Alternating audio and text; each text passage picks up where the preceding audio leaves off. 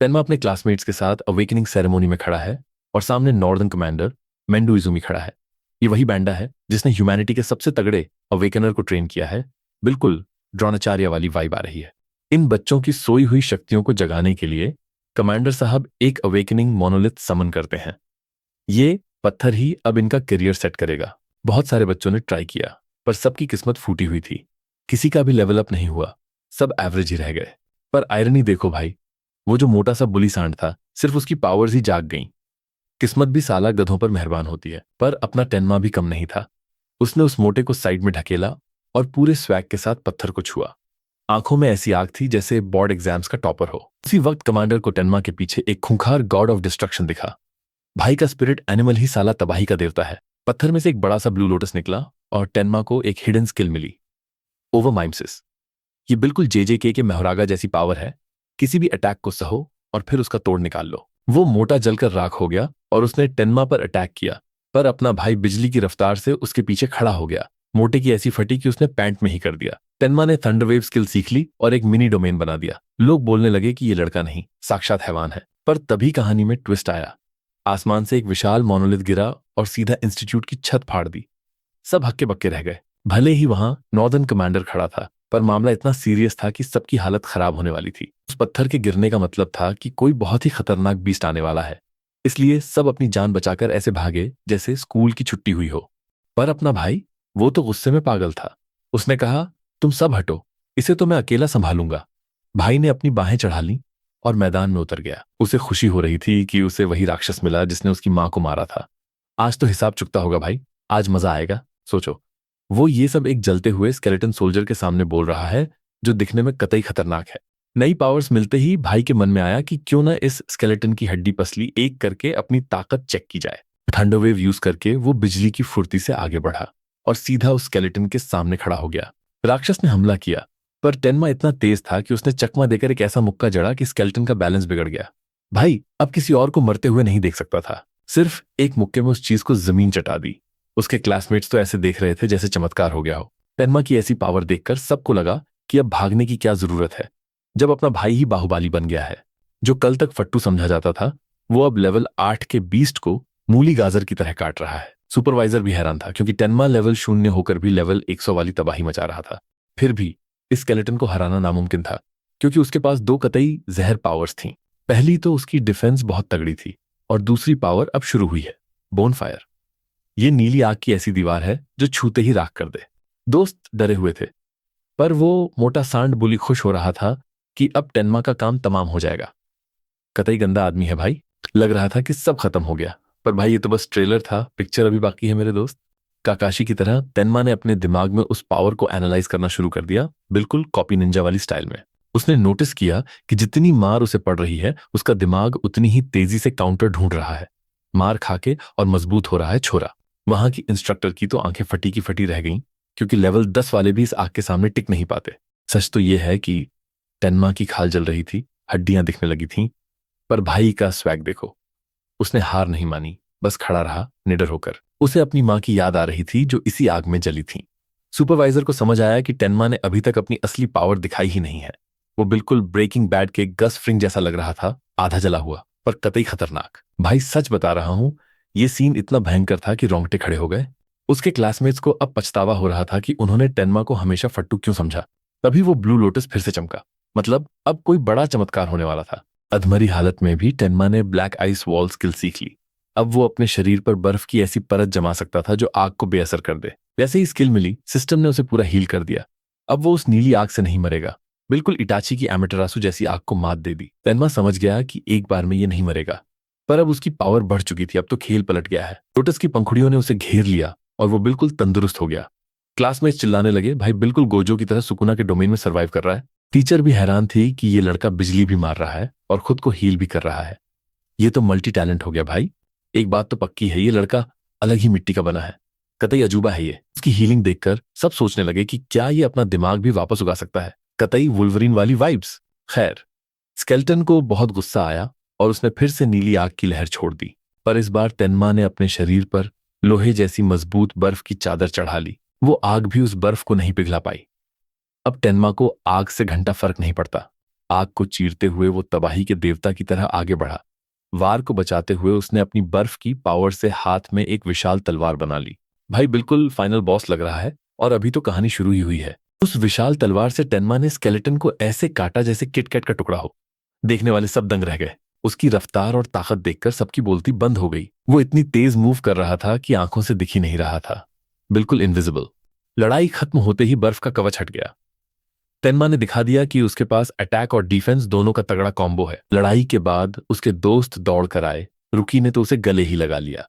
सायो वहां नहीं आई। वो शायद बहुत ज्यादा डर गई थी, इसलिए पहले ही निकल ली। तेनमा को लगा कि कहीं वो नाराज तो नहीं हो गई। उधर इंस्ट्रक्टर और सुपरवाइजर अभी भी सदमे में थे।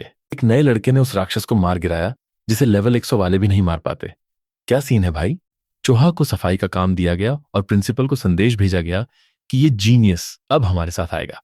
एन्मा का दोस्त उसकी खूब तारीफें ग्लेजिंग कर रहा था कि भाई तू तो भगवान लग रहा था। तभी सुपरवाइजर बात करने आया। बाकी बच्चे जल भुन गए, क्योंकि उन्हें पता था कि अब मेंडू साहब टेन्मा को अपना शिष्य स्टूडेंट बना लेंगे। याद रहे, इसी आदमी ने जिन टीवा जैसे सबसे तगड़े हीरो को पाला है, तो इसके स्टैंडर्ड्स बहुत हाई हैं। दोस्त तो खिसक लिया ताकि दोनों बात कर सकें, और कमांडर ने टेन्मा की जमकर तारीफ की। टेन्मा को समझ नहीं आया कि वो क्या कहना चाह रहे हैं, पर मेंडू ने टेन्मा के दिल में छिपी नफरत और गुस्से को भांप लिया था। वो जानना चाहते थे कि आखिर इस लड़के के अंदर इतनी आग क्यों है। अब शुरू हुई दुख दर्द पीड़ा वाली कहानी। टेन्मा ने बताया कि कैसे उसने अपने माँ बाप को खोया। 10 साल पहले वो बस मरने ही वाला था जब एक अवेकनर ने उसकी जान बचाई, पर बदकिस्मती से उसने अपनी आंखों के सामने अपनी माँ को जलते हुए देखा। वो मंजर बहुत दर्दनाक था। जाते जाते माँ ने कहा था कि बेटा, अपनी मंजिल की तरफ बिना डरे बढ़ना। तब से इस लड़के के दिल में राक्षसों के लिए सिर्फ नफरत भरी है। वो उन सबको चुन चुन के मारना चाहता है, किसी को नहीं छोड़ेगा। हिंदू ने देखा कि बात करते हुए टेन्मा रो रहा है। उसका गुस्सा आज भी वैसा ही है। अजीब बात यह है कि उसकी सिर्फ दाईं आंख से आंसू निकल रहे थे, बाईं एकदम सूखी थी। कतई एनिमे वाला सीन है। बीमारी या शक्ति उसे उसकी माँ की मौत के बाद से ही हुई है। ये इमोशनल कहानी सुनने के बाद मेंडू ने उसे ऑफर दिया कि मेरे स्टूडेंट बन जाओ, मैं तुम्हें टॉप लीग में पहुंचा दूंगा। सेवियर लीग दुनिया के सबसे तगड़े अवेकनर्स का अड्डा है, जिनका काम राक्षसों का कचरा करना है। ये राक्षसों को मारने वाली एक खूंखार फौज की तरह है। इसके हर मेंबर को सेवियर कहा जाता है। इन्हें बेहतरीन वेपन्स, ट्रेनिंग और बहुत सारा पैसा मिलता है। एक ट्रेनी को महीने के 10,000 गोल्ड मिलते हैं। भाई, आज की मंदी के दौर में तो मैं 200 के लिए भी ये काम कर लूं। पैसा तो बहुत है, पर काम भी तगड़ा करना पड़ेगा। जब भी राक्षस आए, इन सेवियर्स को अपनी जान पर खेलकर लड़ने जाना पड़ता है। ये दुनिया की रक्षा करने वाली पहली दीवार है। सच तो ये है कि टेन्मा को पैसों से कोई लेना देना नहीं है। उसे तो बस उन राक्षसों को कुत्ते की मौत मारना है। बस बदला चाहिए भाई को। भाई तो अब सीधा डूम स्लेयर बनने की तैयारी में है। खैर, उसने ऑफर मान लिया। पता चला कि हर साल फरवरी में एग्जाम होता है, जिसमें 10,000 लोग हिस्सा लेते हैं। सबको पॉइंट्स मिलते हैं, पर सिर्फ टॉप 100 लोग ही सेवियर बन पाते हैं। कड़ा मुकाबला है। टेन्मा को चुल मची कि आखिर हाईएस्ट स्कोर कितना गया है आज तक।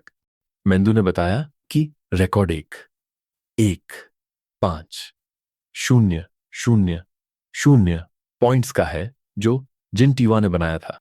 11 साल से कोई उस रिकॉर्ड के पास भी नहीं पहुंचा।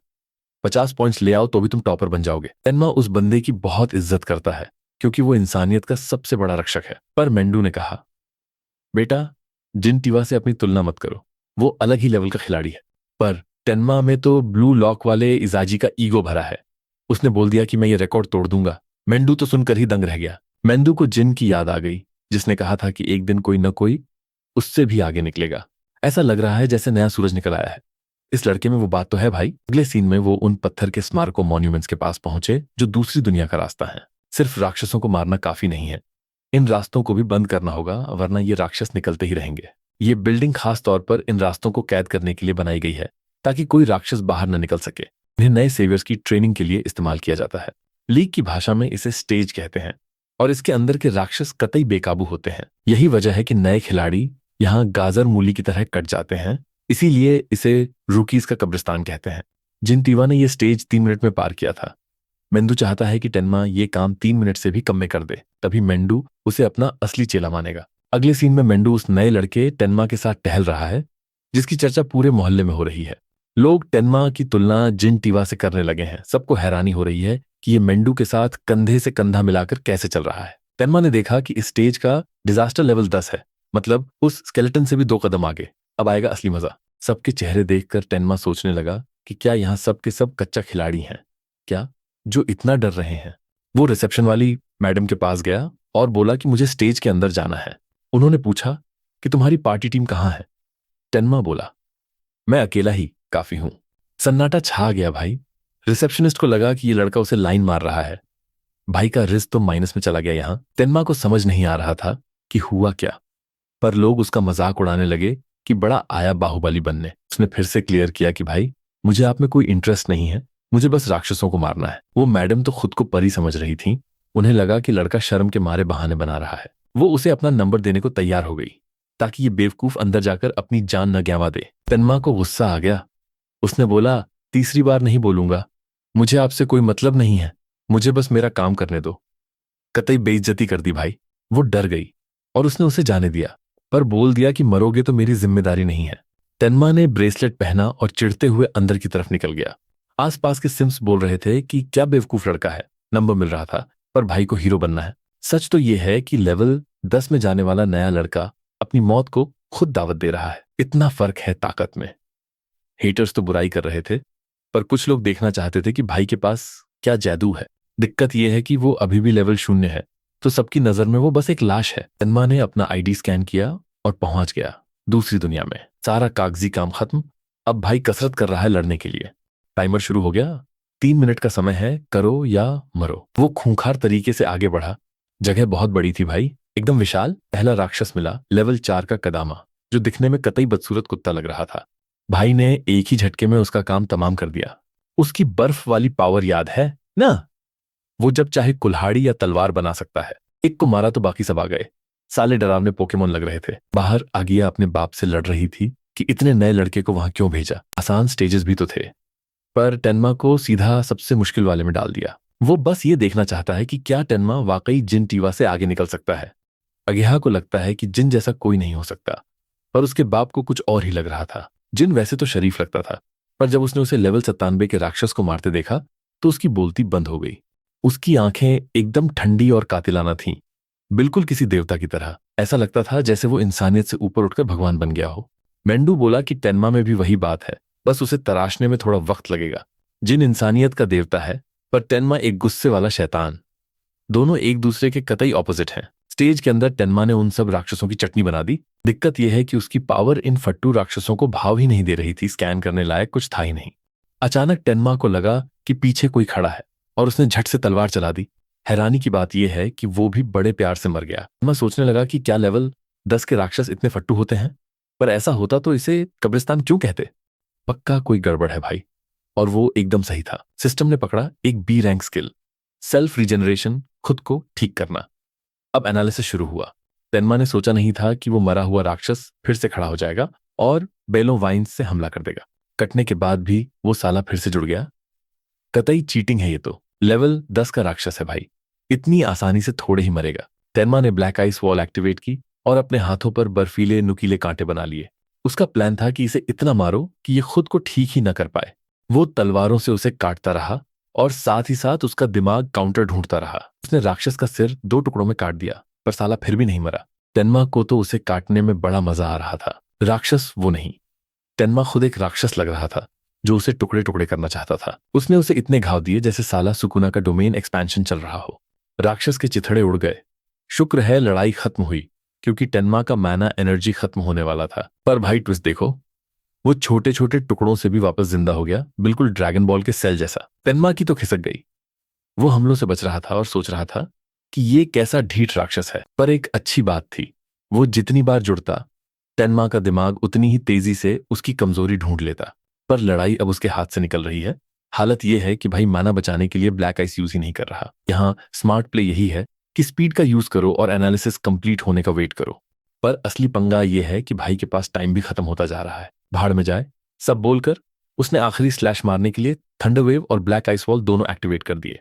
तेन्मा विनेस को ऐसे काट रहा है जैसे मम्मी भिंडी काटती हैं, ताकि मॉन्स्टर बार बार रिजेनरेट करे और एनालिसिस जल्दी हो जाए। क्योंकि अगर माना खत्म हुआ तो सीधा खत्म, टाटा बाय बाय हो जाएगा भाई का। और वैसे भी अगर उसका लेवल इतना ही है तो वो मरने को तैयार है, क्योंकि फिर तो वो बस एक सस्ता इम्पोस्टर ही कहलाएगा। अपनी पूरी ताकत समेटकर तेन्मा ने एक आखिरी स्लैश मारा ताकि मॉन्स्टर का सर धड़ से अलग कर सके। पर भाई किस्मत खराब, माना खत्म होते ही मॉन्स्टर ने उसे छलनी कर दिया। बिल्कुल उस जालीदार बनियान की तरह। ये उसका आखिरी मौका है क्योंकि मिमेसिस प्रोसेस अब बस कंप्लीट होने ही वाला है। यही एक ऐसी चीज है उसके आर्सेनल में जिसके लिए माना की जरूरत नहीं पड़ती। जैसे ही कंप्लीशन हुई, ब्लू लोटस फिर से प्रकट हो गया और सेल्फ रिजेनरेशन से लोटस बर्स्ट मिल गया। मॉन्स्टर ने उसे फिर से काटने की पूरी कोशिश की, पर तब तक लोटस बर्स्ट का इफेक्ट चालू हो गया था। आसपास के सारे माना को धमाके के साथ उड़ा दिया। बिल्कुल ओपेनहाइमर वाला सीन हो गया। माइमेसिस के कंप्लीट होते ही तेनमा के सारे जख्म ऐसे भर गए जैसे शक्तिमान ने जादुई छड़ी घुमा दी हो। मॉन्स्टर तो हक्का बक्का रह गया और जैसे ही हमारे भाई ने ताली बजाई, लोटस ने सीधा नर्क दिखा दिया उसे। तबाही ऐसी थी कि सब कुछ जलकर राख हो गया। मॉन्स्टर का तो राम नाम सत्य हो गया। आखिर में तेनमा अपने ही अटैक के झटके से थोड़ा घायल सा लग रहा था। ये लड़ाई में उसका आखिरी इक्का ट्रम्प कार्ड था। और सुनो, इतनी तबाही उसने सिर्फ एक मार्च माना खर्च करके मचा दी जो उसे माइमसिस से वापस मिला था। अब इन छोटे मोटे फालतू मॉन्स्टर्स को मारना उसके लिए बाएं हाथ का खेल है। और हाँ, ये कंफर्म हो गया है कि माइमसिस स्किल से मैना और हेल्थ दोनों फुल टास्क तरीके से बढ़ जाते हैं। बस एक शार्ड बचा रह गया और बाहर तो भाई पूरा बवाल मचा हुआ है। रिसेप्शन वाली मैडम को इस नए छोकरे की चिंता हो रही है। वो तो सीधा रेस्क्यू टीम बुलाने की जिद पे अड़ गई। यहां तक कि अगेहा को भी नहीं लगा था कि अपना भाई लेवल 10 के मॉन्स्टर से पिट जाएगा। पर असली सिरदर्दी तो ये है कि स्टेज को 2 मिनट के अंदर क्लियर करना है। अचानक स्क्रीन पे आया कि नया रिकॉर्ड बन गया है। सबकी बोलती ही बंद हो गई। भाई 11 साल पुराना रिकॉर्ड इत्सुकी टेनमा ने तोड़ दिया, वो भी सिर्फ 2 मिनट 14 सेकंड में। जब वो बाहर निकला तो ऐसा लग रहा था जैसे सीधा युद्ध के मैदान से लड़कर आ रहा हो। सारे हिटर्स अब भाई के पंखे बन गए हैं क्योंकि इस अंडरडॉग ने जिन के रिकॉर्ड की धज्जियां उड़ा दी। अपना भाई सीधा मेंडू के पास गया और पूछा, हाँ भाई, अब तो चेला बनाओगे ना? गुरुजी तो एकदम खुश हो गए और अपने नए चेले की तारीफों के पुल बांधने लगे। अगेहा ने अपनी जिंदगी में बहुत कम बार अपने पापा को ऐसे मुस्कुराते देखा था। देखने वालों को लग रहा है कि ये सब इजुमी की ट्रेनिंग का कमाल है, पर असली कहानी तो कुछ और ही है बॉस। वो रिसेप्शन वाली मैडम अब शर्म के मारे पानी पानी हो रही थी कि उन्होंने पहले क्या क्या बोला था। उन्होंने रिकॉर्ड तोड़ने की खुशी में उसे एक गिफ्ट दिया जिसकी भाई ने उम्मीद भी नहीं की थी। भाई ने भी कोई बुरा नहीं माना क्योंकि एक नए लड़के का ऐसे बड़े स्टेज पे जाना किसी को भी डरा सकता है। इस बार भाई ने ऐसी चिकनी चुपड़ी बातें की कि मैडम तो एकदम फिसल गई। दूसरी तरफ अगेहा उसे चिढ़ाने लगी, ज्यादा हवा में मत उड़, सिर्फ चेला बना है तू मेरे पापा का। पेंदू को लगा कि ये लेवल तो उसके लिए हलवा है, तो अब डिफिकल्टी बढ़ाने का टाइम आ गया है। गुरुजी का मानना है कि भाई के लिए अब सीधा एडवांस्ड स्टेज ही सही रहेगी। एक जरूरी बात, ये लेवल सिर्फ मॉन्स्टर की ताकत नहीं बताते। सबसे बड़ी चीज है उनकी प्रजाति, स्पीसीज। कुछ तो एकदम डफर होते हैं और कुछ इंसानों से भी ज्यादा शातिर। ऐसे मॉन्स्टर्स से निपटना आम मॉन्स्टर्स के मुकाबले बहुत ज्यादा टेढ़ी खीर है। देखा जाए तो अवेकनर्स और मॉन्स्टर्स दोनों का फंडा बिल्कुल एक जैसा ही है। इंसानों के पास अपनी ताकत दिखाने के लिए अलग अलग जॉब्स होती हैं और मॉन्स्टर्स की अपनी स्पीसीज। एडवांस स्टेजेस में बहुत ज्यादा दिमाग वाले मॉन्स्टर्स रहते हैं। उन्हें हराना, भले ही वो सेम लेवल के हों, आम मॉन्स्टर्स के मुकाबले बहुत मुश्किल होता है। इनमा का अगला ठिकाना डिस्ट्रिक्ट 4 है और उसे समझ आ रहा है कि अब तक वो सिर्फ उन फालतू क्रीचर्स को मार रहा था जिनमें रत्ती भर भी अकल नहीं थी। ये जानकर कि इन अकलमंद मॉन्स्टर्स को दर्द भी होता है, तेनमा तो बड़ा खुश हो गया, जैसे उसे कोई नया खिलौना मिल गया हो। भाई ने तो अपनी डरावनी ऑरा अभी से छोड़ दी है, जैसे नए शिकार मिल गए हों। भीड़ में तो हंगामा मच गया है। हर कोई बस उसी 11 साल पुराने रिकॉर्ड के टूटने की चर्चा कर रहा है। पर भाई एडवांस स्टेजेस बहुत टफ हैं और डिस्ट्रिक्ट 4 पे तो एक ही बंदे का राज चलता है। कई अवेकनर्स यहाँ आए तो बड़ी टशन में थे, पर फिर वो अचानक गायब ही हो गए। अफवाह तो ये है कि वहां कोई गुपचुप कातिल असैसिन छिपा बैठा है।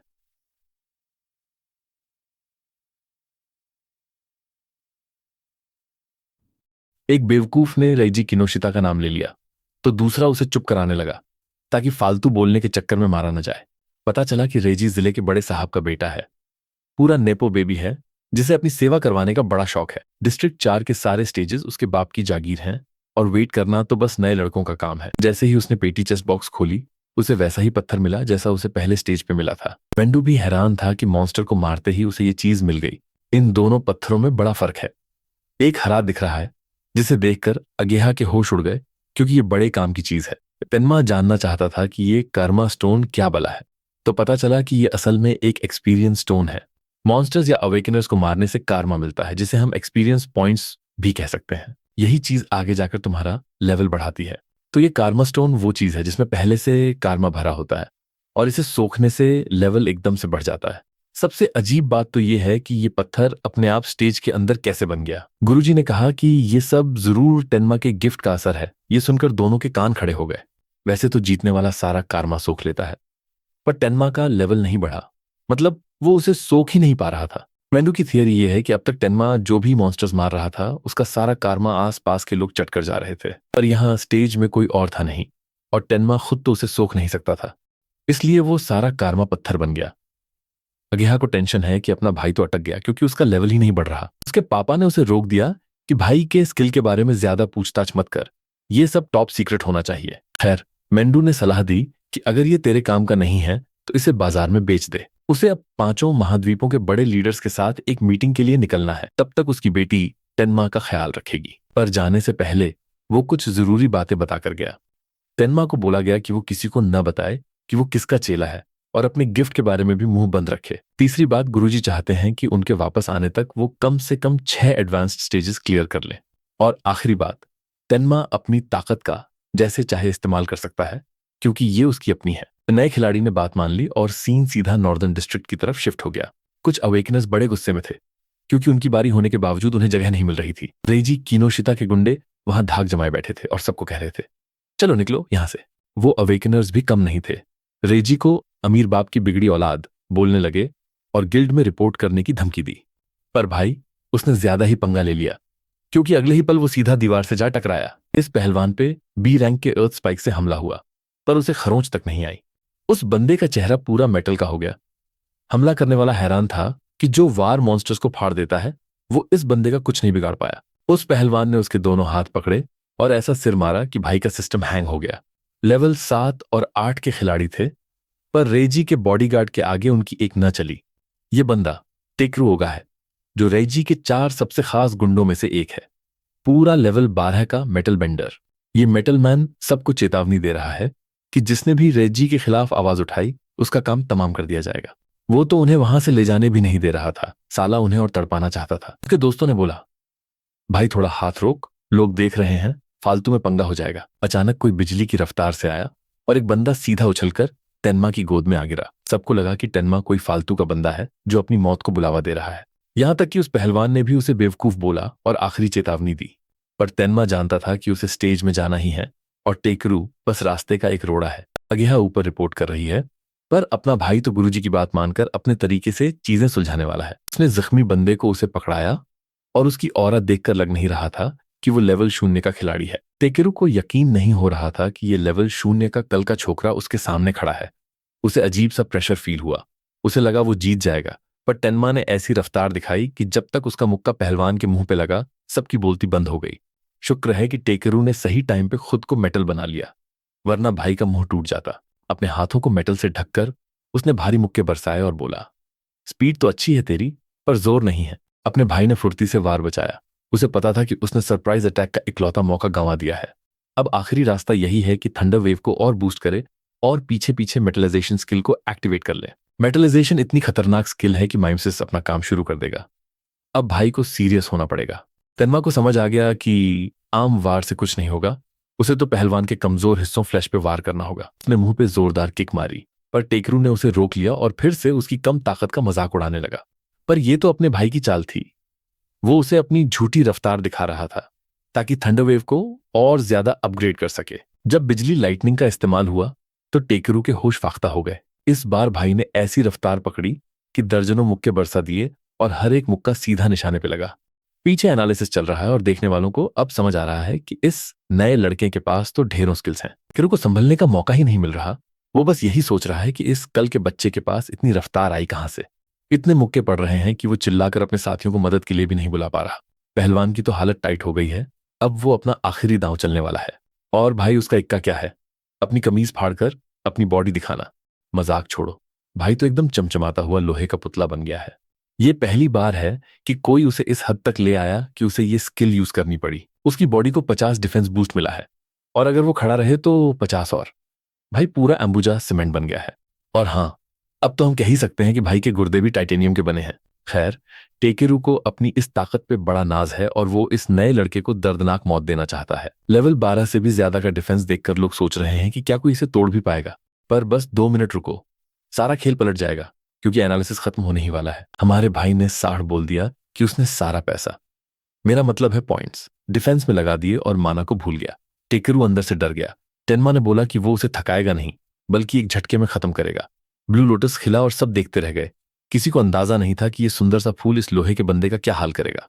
टेनमा को मिला पियर्सिंग ट्रू स्फीयर, जो किसी भी डिफेंस की धज्जियां उड़ा सकता है। बस एक ही पंगा है, ये बहुत धीमा है, कोई भी आसानी से बच सकता है। तो टेनमा को एकदम सही टाइमिंग चाहिए ताकि वो उस घमंड और डिफेंस दोनों को चकनाचूर कर सके। स्किल चालू हुई, ताकत बढ़ी और भाई ने पियर्सिंग और बनाना शुरू कर दिया। इतनी दूर से भी टेनमा ने उसे खुला चैलेंज दिया, दम है तो बच के दिखा। टेनमा का खेल देखकर अब तो पब्लिक भी चीयर करने लगी है। सब सोच रहे हैं कि अब अगला धमाका क्या होगा। वो छोटा सा गोला धीरे धीरे उसकी तरफ बढ़ा, इतना छोटा कि किसी को लगा ही नहीं कि ये कुछ कर पाएगा। वो पहलवान भी वहीं खड़ा रहा।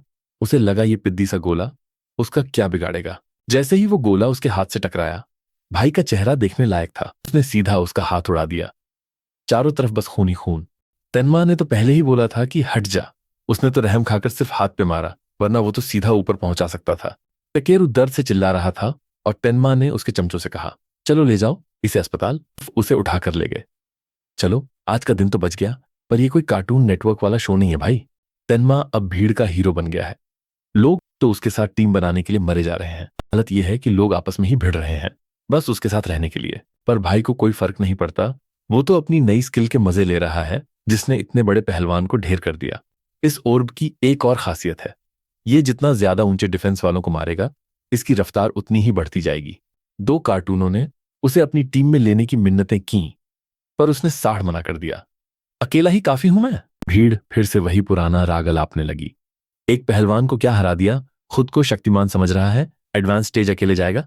लोगों की राय बदलते देर नहीं लगती। अब सब उसे मरने के लिए अकेला छोड़ने को तैयार हैं। जब सब चले गए तो अगेहा ने समझाया कि वहां का हर मॉन्स्टर टेकरू जैसा ही फौलादी होगा, इसलिए माना बचाकर चलना। पर टेनमा तो एकदम चिल था, जिसे देखकर वो और चिढ़ गई, क्योंकि अगर उसे कुछ हुआ तो उसके पापा उसकी शामत ला देंगे। इसके अलावा उसने बताया कि पत्थर वाले मॉन्स्टर्स झुंड में आते हैं, पर होते बुद्धू ही हैं, तो वो उनसे मैना निकाल सकता है। ब्रेसलेट ने हरी झंडी दे दी और अपना भाई सीधा अगले बड़े मुकाबले में कूद गया। उसने सोचा नहीं था कि इतने सारे पत्थर के छिपकले एक साथ आ जाएंगे। सबकी ताकत भी बहुत ज्यादा थी। अब तक उसने जितने भी लड़े थे, सबसे ऊपर एक बड़ा सा पत्थर का पुतला उसकी तरफ भागा, तो टेनमा ने अपना पियर्सिंग ऑर्ब निकाल लिया ताकि उसके डिफेंस के परखच्चे उड़ा सके। वैसे ये कमल की पंखुड़ियां बिल्कुल आर्चर के रोआयासिस जैसी लग रही हैं। खैर, ऑर्ब ने पुतले के आर पार छेद कर दिया और उसे एक ही बार में ढेर कर दिया। इससे ऑर्ब की रफ्तार 100 बढ़ गई। अब तो टेनमा की चांदी ही चांदी है। पुतले एक साथ आए, पर अपने भाई में तो किलुआ वाली आत्मा आ गई थी। वो बिजली की रफ्तार से उनके बीच से निकल गया। उसने फिर से अपना एक मार्च माना खर्च किया और धमाके के साथ उन तीनों को भी निपटा दिया। पर पिक्चर अभी बाकी है मेरे दोस्त। 2 और मॉन्स्टर्स दोनों तरफ से उस पे झपटे। भाई ने तो सीधा हॉलो पर्पल फेंक के मारा। मेरा मतलब है वही पियर्सिंग ऑर्ब, ताकि उनका काम तमाम हो सके। पहले तो वो दोनों के बीच से हट गया, जिससे वो आपस में ही टकरा गए, और बस उसे मौका मिल गया उन दोनों को एक साथ उस जबरदस्त पियर्सिंग ऑर्ब से उड़ाने का। भाई, ऑर्ब की स्पीड इस बार एकदम नेक्स्ट लेवल है। उसने दोनों मॉन्स्टर्स को एक ही बार में खल्लास कर दिया, जैसे रोहित शर्मा ने छक्का मार दिया हो। 10 मेटल्स की पूरी हालत खराब हो गई है, क्योंकि उसका माना बिल्कुल 0 हो गया है। जैसे एग्जाम के बाद दिमाग खाली हो जाता है। आजकल उसे माना की बड़ी प्रॉब्लम हो रही है और वो दुआ कर रहा है कि जल्दी से कोई माना रिकवरी स्किल मिल जाए, वरना गेम ओवर समझो। ऑर्ब की स्पीड 5 मीटर्स पर सेकंड करने के बाद उसकी प्रोग्रेस एकदम तेज चल रही है, जैसे पीटी पीरियड में छुट्टी की घंटी बज गई हो। लेकिन भाई एकदम भूल गया कि एक आखिरी मॉन्स्टर अभी बाकी है, जो ऊपर से ऐसे गिरा जैसे शक्तिमान का दुश्मन अंधेरा कायम रहे बोल के आया हो। एक मॉन्स्टर ने गिगेंटिफिकेशन स्किल यूज कर ली भाई, और वो इतना बड़ा हो गया कि अब तो गॉडजिला को बुलाना पड़ेगा उसे पैलने के लिए। साइज तो बहुत डरावना है, लेकिन टेनमा अपनी लाइटनिंग स्पीड से खुद को बचा रहा है, जैसे मम्मी की चप्पल से हम बचपन में बचते थे। भाई फ्लैश की तरह भाग रहा है, पर उसे समझ नहीं आ रहा कि इतने बड़े मॉन्स्टर को पियर्स कैसे करेगा। ये तो बाहुबली वाला हाथी लग रहा है। उसने एकदम ध्यान से टारगेट सेट किया, सीधा मॉन्स्टर के सिर पे निशाना साधा और पियर्सिंग ऑर्ब शॉट छोड़ दिया। इतनी दूर से टेनमा को लगा कि ऑर्ब बहुत छोटा है और इससे कुछ नहीं होगा। जैसे रिजल्ट के दिन पैजिंग मार्क्स की उम्मीद होती है। उस पत्थर के स्टेचू ने पलटवार किया और हवा में होने की वजह से टेनमा डॉज नहीं कर पाया, तो उसने ब्लैक आइस स्पैम करना शुरू किया, जैसे हम गेम में हेल्थ पॉट पीते हैं। फिर भी शॉक इतना जोरदार था कि भाई सीधा दीवार में जाके ठुका, जैसे सनी डियोल ने 2.5 किलो का हाथ मार दिया हो। ये लड़ाई तो उम्मीद से कहीं ज्यादा तगड़ी निकली, बिल्कुल मैथ्स के पेपर जैसी हार्ड। सिस्टम ने समझ लिया कि हालत टाइट है, तो उसने एनालिसिस शुरू कर दी। जिससे भाई के चेहरे पे सुकून आ गया, जैसे टपरी की चाय पी के आता है। सीन सीधा रेजी के अड्डे पे जाता है, जहां उसका एक एजेंट एकदम हक्का बक्का रह गया। रेजी को उसके शोर से गुस्सा आया, पर फिर उसे एक गजब की खबर पता चली जिसने उसके कान खड़े कर दिए। पता चला कि किसी ने टेकरू को धो दिया और एडवांस स्टेज में घुस गया। ये तो बिल्कुल हेरा फेरी वाला ट्विस्ट हो गया। ये खबर सुन के रेजी की जल गई। उसे यकीन नहीं हो रहा कि टेकेरू इतने लेवल का होके कैसे हार गया। उसे लगा कि पक्का किसी लेवल 30 वाले प्रो प्लेयर ने उसे पेला होगा। पर लेवल 30 वाले अवेकनर्स तो असली मिशंस करते हैं, वो इन बच्चों के साथ थोड़े ही खेलेंगे। यहाँ सब लेवल 10 के हैं, पर इस सस्ते एजन को विश्वास नहीं हो रहा कि किसी लेवल 10 वाले ने टेकरू की बैंड बजा दी। रेजी ने सोचा वो खुद जाके देखेगा। उसे लगा कि अगर अभी एक्टिवा उठा के निकले तो वो उसे पकड़ लेंगे। एजेंट ने बोला कि थोड़ा संभल के चलते हैं, पर इस मंदबुद्धि ने किसी की नहीं सुनी। रेजी के अंदर का ईगो जाग गया है। वो कीनोशिता फैमिली से पंगा लेने वाले को उसकी औकात दिखाना चाहता है। और हमारे भाई ने जैसे तैसे सरवाइव किया और एनालिसिस को 100 पहुंचा दिया, बिल्कुल क्लाइमैक्स सीन की तरह। अपने लोटस शील्ड में छुप के एनालिसिस पूरी हुई। पर अजीब बात यह है कि टेनमा को कोई नया स्किल नहीं मिला। उल्टा उसका पियर्सिंग ऑर्ब लेवल 2 का हो गया। अब वो ऑर्ब का साइज बदल सकता है और स्पीड भी डबल हो गई है। नए इफेक्ट्स टेस्ट करने के लिए टेनमा ने ऑर्ब एक्टिवेट किया, जिसने उसका सारा माना सोख लिया, जैसे प्यासा बंदा कोल्ड ड्रिंक पीता है। ये अब तक का सबसे पावरफुल पियर्सिंग ऑर्ब था, जो सीधा परमाणु बम की तरह फटा। भाई तो गोजो बनके पोज दे रहा है किल शॉट के बाद, सोच रहा है कि कहीं ज्यादा ओवर एक्टिंग तो नहीं हो गई। उस पत्थर के गोलेम को हराना उसकी तरक्की में एक और कदम था। बिल्कुल लेवल अप वाली फीलिंग। ऑर्ब की स्पीड अब 7 मीटर्स पर सेकंड हो गई है। अगर 2 बार और स्टेज क्लियर कर लिया तो ये सीधा फेरारी की स्पीड पकड़ लेगी। जो पैसिव इफेक्ट्स वो अब तक इग्नोर कर रहा था, वो अब असली काम आ रहे हैं। लोटस बर्स्ट से सारे स्किल्स पावर अप हो जाते हैं। मतलब अगर ये बढ़ गया तो वो दूर बैठे मॉन्स्टर्स को भी पबजी वाले एडब्ल्यूएम की तरह धो देगा। एडवांस्ड स्टेज को सिर्फ 3 मिनट में क्लियर कर दिया। नया रिकॉर्ड बना के बाकी अवेकनर्स की बोलती बंद कर दी। लोग सोच रहे हैं कि ये लेवल 0 वाला भाई कर क्या रहा है। ये तो फिजिक्स और लॉजिक के बाहर है। और भाई तो ऐसे बाहर आया जैसे अभी पार्लर से निकला हो। कोई चोट नहीं, कुछ नहीं। यहां तक कि अगेहा भी उसकी फैन हो गई है। हमेशा भैया की तारीफ करती रहती है। उसने स्पीड की तारीफ की, पर यह सब उस पियर्सिंग ऑर्ब का कमाल है जो उसे मिला था। उसने देखा कि उसके आसपास एक जेड बटरफ्लाई मंडरा रही है। कुछ तो झोल है। अगेहा एक शिकिगामी यूजर है, पर भाई मेरा ध्यान तो कहीं और ही है। बटरफ्लाई को कौन देखे? भाई कोई रंग मत पूछना, वरना पकड़े ही जाओगे। मर्यादा बनी रहे। उसने उस नन्ही जान को ब्यूटीफुल बोला और अगेहा से पूछा कि आखिर अवेकनर्स के क्या क्या जॉब्स होते हैं। वो हैरान रह गई कि इसे इतनी बेसिक नॉलेज भी नहीं है, जैसे शिनचैन को होमवर्क नहीं पता होता। जॉब्स 4 तरह के होते हैं और हमारे भाई ने 3 तो पहले ही देख लिए हैं। पहला है एलिमेंटलिस्ट, जो आग, पानी, बिजली जैसे एलिमेंट्स यूज करते हैं। ये सबसे कॉमन होते हैं और इनकी कॉम्बैट पावर सबसे खतरनाक होती है, बिल्कुल शक्तिमान स्टाइल। वो अपनी क्लास वाला मोटा लड़का और टेकरू दोनों इसी कैटेगरी के हैं। दूसरा टाइप है शिकिगामी यूजर, जो जानवर पालते हैं। बिल्कुल सही पकड़े हैं। यहाँ मेगुमी वाला जुजुत्सु काइसन चल रहा है भाई। शिकिगामी जन्म से ही अपने मास्टर के साथ रहते हैं, जैसे पोकेमोन होते हैं। 2 टाइप्स बताने के बाद वो रुक गई कि अब ये कोई सवाल पूछेगा। भाई ये देख के दंग रह गया कि बटरफ्लाई का लेवल अगेहा से ज्यादा है। उसकी सीनियरिटी पे शक होने लगा उसे। भाई ने बिना किसी शुगर कोट के लड़की की ईगो के टुकड़े टुकड़े कर दिए। दिल के अरमा आंसुओं में बह गए। अगेहा ने समझाया कि गलत फहमी मत पालो, शिकिगामी हमेशा अपने मास्टर से ऊंचे लेवल के ही होते हैं। टेनमा का शातिर दिमाग चलने लगा कि ऐसी हालत में शिकिगामी को छोड़ के उसके मास्टर को पेलना ज्यादा सही है। उसे टेनमा से एक नेगेटिव वाली वाइब आई, जिससे वो डर गई। भाई का दबदबा ही ऐसा है। खैर, उसने बाकी टाइप्स के बारे में जानने का इंतजार किया। तीसरा टाइप एकदम मिस्टीरियस है, जिसके बारे में ज्यादा जानकारी नहीं है। ये वही है जो हमारे भाई के पास है, ऑर्डर ब्रेकर। सबसे हटके। दिक्कत यह है कि इस टाइप वाले हर बंदे की एबिलिटी अलग अलग होती है, कोई फिक्स पैटर्न नहीं है। ब्लू लोटस वाला टेनमा उन लोगों से अलग है जो साइज बदल सकते हैं या शैडो क्लोन्स बनाते हैं। यहाँ नरूतो वाली पावर्स चल रही हैं क्या? स्किल सी से एस रैंक तक होते हैं, पर ऑर्डर ब्रेकर्स के पास जी कैटेगरी वाले स्किल्स होते हैं जो सबको पीछे छोड़ देते हैं। ऑर्डर ब्रेकर्स को इज्जत मिलती है उनके यूनिक स्किल्स के लिए, पर अगर दुश्मन को तुम्हारी एबिलिटी पता चल गई तो समझो खेल खत्म, पैसा हजम। यही वजह है कि उसके बाप मेंडू ने मना किया था कि टेनमा की एबिलिटीज में अपनी नाक मत घुसाओ। टेनमा तो ऑर्डर ब्रेकर्स में भी अतरंगी है, क्योंकि उसने 3 अलग अलग स्किल्स यूज किए, जिनमें से 2 तो एलिमेंटलिस्ट वाले थे। टेनमा अब बोर होने लगा कि वो बार बार उसी की पंचायत कर रही है, तो उसने सीधा चौथे जॉब के बारे में पूछ लिया, जो उसने अब तक नहीं देखा था। इसके बारे में उसने कुछ नहीं बताया। बोली ये तुम्हारी सजा है, क्योंकि तुम अपनी बातें छुपाते हो, बिल्कुल सख्त मम्मी जैसी। जाने से पहले अगेहा ने पूछा, अब क्या इरादा है? तो पता चला कि टेन्मा उसी स्टेज को बार बार पेलने वाला है। उसने भाई को याद दिलाया कि स्टेजेस का कूल डाउन होता है, 2 दिन तक वहां वापस नहीं जा सकते, सर्वर डाउन समझो। ये कूल डाउन वाला सिस्टम बड़ा बेकार है। भाई ने तो इसके बारे में सोचा ही नहीं था। गड़बड़ हो गई। तभी रेजी ने सब पे कब्जा कर रखा है। अब पियर्सिंग ऑर्ब अपग्रेड नहीं हो सकता, तो उसने सोचा कि लोटस बर्स्ट ही बढ़ा लेता हूं। तो उसने एक ऐसा स्टेज मांगा जहां बहुत सारे डिजास्टर बीस्ट्स हों, एकदम कत्लेआम करने के लिए। सस्ती माँ की जेनिन को एक स्टेज याद आया जहां लेवल तो कम है पर मॉन्स्टर्स की बाढ़ आई हुई है। कम से कम 100 टिड्डियों लोकस का झुंड है, बिल्कुल डरावना मंजर। बिना एओई स्किल के वो स्टेज नर्क है। उसने चेतावनी दी, पर उसे क्या पता भाई के पास लोटस बर्स्ट वाला बम पहले से तैयार है। उसने सारी वार्निंग्स इग्नोर कर दी और लोग हैरान थे कि ये पागल लोकस वाले स्टेज में जाने की सोच रहा है। अब थर थर कांप रहे हैं कि रेजी बदला लेने आता ही होगा। सब वहां से कल्टी मारना चाहते हैं। उसी कमीने की बात करें तो वो वहां पहुंच गया, पर उसे पता चला कि चिड़िया उड़ चुकी है। भाई निकल लिया। उसे यकीन नहीं हो रहा कि किसी ने इतनी जल्दी स्टेज क्लियर कर लिया, जैसे 2 मिनट में मैगी बन गई हो। रेजी का खून खौल गया।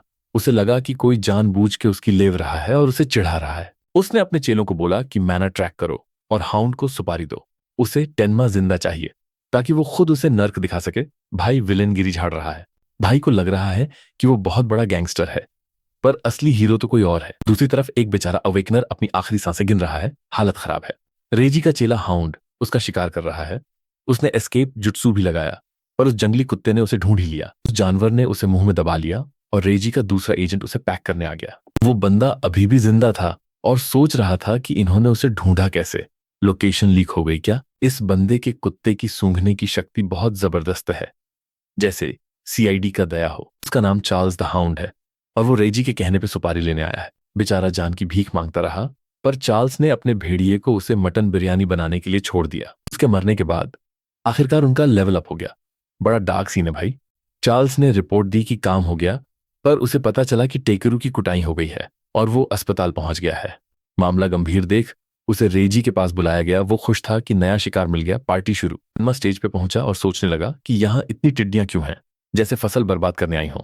अगेहा ने समझाया कि कुछ मॉन्स्टर्स को खास जगह पसंद होती है, इसलिए टेरेन की जानकारी होना बहुत जरूरी है। एडवांस स्टेजेस पे तो कोई रिसेप्शनिस्ट भी नहीं बैठता, क्योंकि वहां जान का खतरा है, अंदर जाना मना है वाला सीन है। टेन्मा सोच रहा है कि लेवल 13 का स्टेज होने के बावजूद ये लॉकडाउन में क्यों है। नॉर्मल स्टेज में तो आप हार मान के ऑल्ट F4 फीट करके बाहर आ सकते हो, पर इन लोकस्ट के साथ एग्जिट का कोई ऑप्शन नहीं है। एक बार घुस गए तो बस लड़ना पड़ेगा। छोटी सी गलती और ये झुंड तुम्हें कच्चा चबा जाएगा, बिल्कुल पिरान्हस की तरह। यहाँ अवेकनर्स को तो नाश्ते में खा लिया जाता है। बड़े खतरनाक टिड्डे हैं भाई, इतना खतरनाक कि सिर्फ कंकाल बचते हैं, जैसे पुरानी हॉरर मूवीज में होता था। पर हमारे भाई को डर नहीं लगता। डर के आगे जीत है वाला मूड है। वो तो खुश है कि उसे एक्सपी बढ़ाने के लिए इतने सारे मॉन्स्टर्स मिल गए। उसकी तो लॉटरी लग गई। अगेहा को लगा ये पागल है, पर टेन्मा अपने लक्ष्य की ओर निकल गया, जैसे बोर्ड एग्जाम देने जा रहा हो। उसे चिंता हो रही है कि जो उसने ज्ञान दिया वो काफी होगा या भाई की बैंड बच जाएगी। फिर उसे याद आया कि वो एक जरूरी बात बताना भूल गई। ये टिड्डियां तब तक निकलती रहेंगी जब तक बॉस को यमराज के पास न भेज दिया जाए। इतनी बड़ी गलती के बाद वो अंदर जाने ही वाली थी कि उसे किसी की खतरनाक मौजूदगी महसूस हुई। माहौल गर्म हो गया। वो चार्ल्स द हाउंड था, जो उसे भूतिया नजरों से घूर रहा था। उसे किसी की तलाश थी। सीन सीधा टेन्मा की तरफ मुड़ता है, जो स्टेज के अंदर तबाही मचाने को तैयार है। उसने ताली बजाई ताकि वो कीड़े जाग जाएं और वो उन्हें बार बार मच्छर की तरह मार सके।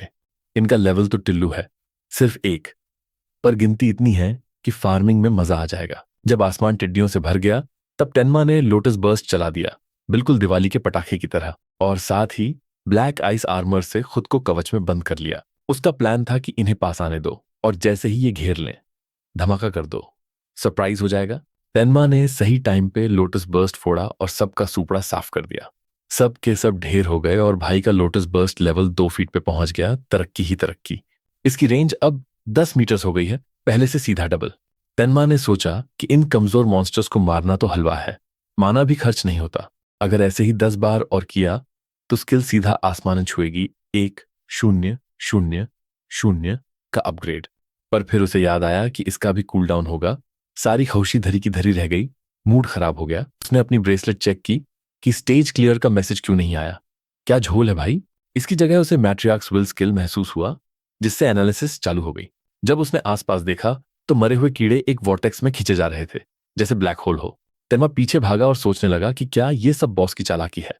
उसने सावधानी कम कर दी थी। एक्सपी तो मिल रही है, पर असली टेंशन यह है कि बॉस छुपा कहाँ है। अब तो बस एक ही तरीका है, सफाई जारी रखो जब तक बॉस खुद बाहर ना आ जाए। बिल्कुल हाइड एंड सीक चल रहा है। उसने फिर से लोटस बर्स्ट चलाया और एक और झुंड को हवा में उड़ा दिया। रेंज बढ़ के 16 मीटर्स हो गई। धमाका और भी भयंकर था, मोहल्ले तक आवाज गई होगी। दूसरी बार साड़ करने के बाद भी बॉस बाहर नहीं आया। ये तो मिस्टर इंडिया बन गया है। वही मरे हुए कीड़े फिर से जिंदा हो रहे थे, जैसे कभी खत्म ही नहीं होंगे। इन्फिनिट लूप लग गया। बदकिस्मती से टेन्मा के पास बस 9 धमाके करने का माना बचा है। बैटरी लो हो रही है। उसने तीसरी बार हाथ उठाया, कसम खा ली कि जितनी बार आओगे उतनी बार पेलूंगा। तीसरे धमाके ने फिर से 100 का किल स्ट्रीक पूरा कर दिया। बिल्कुल प्रो प्लेयर वाला सीन। टेन्मा तब तक धमाके करता रहा जब तक रेडियस 54 मीटर्स नहीं पहुंच गया। पूरा इलाका साफ। सिर्फ एक आखिरी शॉट बचा है, पर ये कीड़े खत्म होने का नाम ही नहीं ले रहे। टेंशन बढ़ रही है। वो झुंड फिर खड़ा हो गया और अब टेन्मा को फैट होने लगी, क्योंकि माना खत्म होने वाला है और बॉस का अता पता नहीं। वो भाग सकता था, पर भाई की ईगो बीच में आ गई। हार मान लेना उसकी डिक्शनरी में नहीं है। आखिरी बार उसने ठान लिया कि इन सबको मिटाई के ही दम लेगा। आर या पार वाली बात है। लोटस बर्स्ट का सबसे बड़ा धमाका हुआ। भाई की पूरी एनर्जी निचोड़ ली उसने, जैसे 12 वीक का रिजल्ट देख के होता है। और वो झुंड फिर से खड़ा हो गया। जिद्दी टिड्डियां। एनालिसिस भी पूरी नहीं हुई थी, तभी उसे समझ आया कि लोचा हो गया है। क्वीन के पास इन्फिनिट ब्रीडिंग पावर है, मतलब जीतने के लिए उसे ही मारना होगा। पर बिना माना के कैसे? ये तो बिना पेट्रोल की गाड़ी चलाने जैसा है। किस्मत अच्छी थी कि एनालिसिस 100 हो गई। भाई एक लोटस डोमेन में घिर गया और क्वीन की स्किल को हैक कर दिया। तेन्मा को एक डिटेक्शन स्किल मिल गई जो बिल्कुल किसी चीट कोड जैसी है। अब होगा असली खेल। ये इतना पावरफुल है कि वो चाहे तो बॉस को जिंदा रख के फार्मिंग करता रहे, जैसे अनलिमिटेड पैसे मिल गए हों। पर अगेहा इंतजार कर रही है, तो जल्दी काम खत्म करना पड़ेगा, वरना डांट पड़ेगी। स्किल एक्टिवेट होते ही उसे सब साड़ दिखने लगा। उसने पूरे एरिया को मैप कर लिया। डिटेक्टर ने क्वीन को जमीन के नीचे ढूंढ लिया। बस यही तो चाहिए था भाई को। फिर उसने गोजो की हॉलो पर्पल वाली वाइब ली और उसे छोड़ दिया क्वीन को मिटाने के लिए। पियर्सिंग ऑर्ब सीधा जमीन फाड़ के अंदर घुस गया।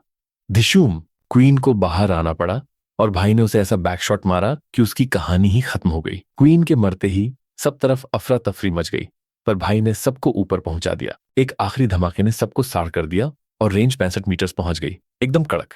स्टेज से उसे बहुत बूस्ट मिला। उसने सोचा है कि बाद में यहां फिर से आएगा फार्मिंग करने। 17 मिनट का रिकॉर्ड बना के वो बाहर निकला। उसे लगा कहीं अगेहा उसे छोड़ के न चली गई हो, गोस्ट कर दिया क्या। टेन्मा को उसकी वो ऑकवर्ड वाली साइड बड़ी क्यूट लगती है, पर जैसे ही वो बाहर आया उसने देखा कि अगेहा घायल है और चार्ल्स उसका गला दबा रहा है। भाई का पारा चढ़ गया। टेन्मा को सही सलामत देख के हाउंड समझ गया कि यही वो असली खिलाड़ी है। और हाँ, भूलना मत, दी वन पीस इज रियल। टेन्मा को भयंकर गुस्सा आ गया। उसने धमकी दी कि उसे छोड़ दे, वरना तेरी बैंड बजा दूंगा। चार्ल्स को लगा ये लेवल 0 वाला बच्चा बहुत उड़ रहा है, पर तभी भाई सीधा उसके मुंह के सामने प्रकट हो गया। चार्ल्स की तो फट गई। चार्ल्स ने अपने भेड़िए वाले शिकिगामी को ढाल बना लिया। बचने की कोशिश की। जानवर ने वार झेल लिया और ओवर माइमेसिस फिर से शुरू हो गया। एकदम एक्शन सीन। टेन्मा समझ गया कि ये एक शिकिगामी यूजर है, जबकि चार्ल्स अभी सिचुएशन को समझ रहा था। उसकी स्पीड देख के चार्ल्स को समझ आ गया कि टेकरू क्यों चित हुआ था। पर चार्ल्स के पास एक एडवांटेज था। उसके पास लड़की हॉस्टेज थी, कमीनी चाल। टेन्मा उसकी फिक्र करने लगा और इसी चक्कर में शिकिगामी ने उस पर झपट्टा मार दिया।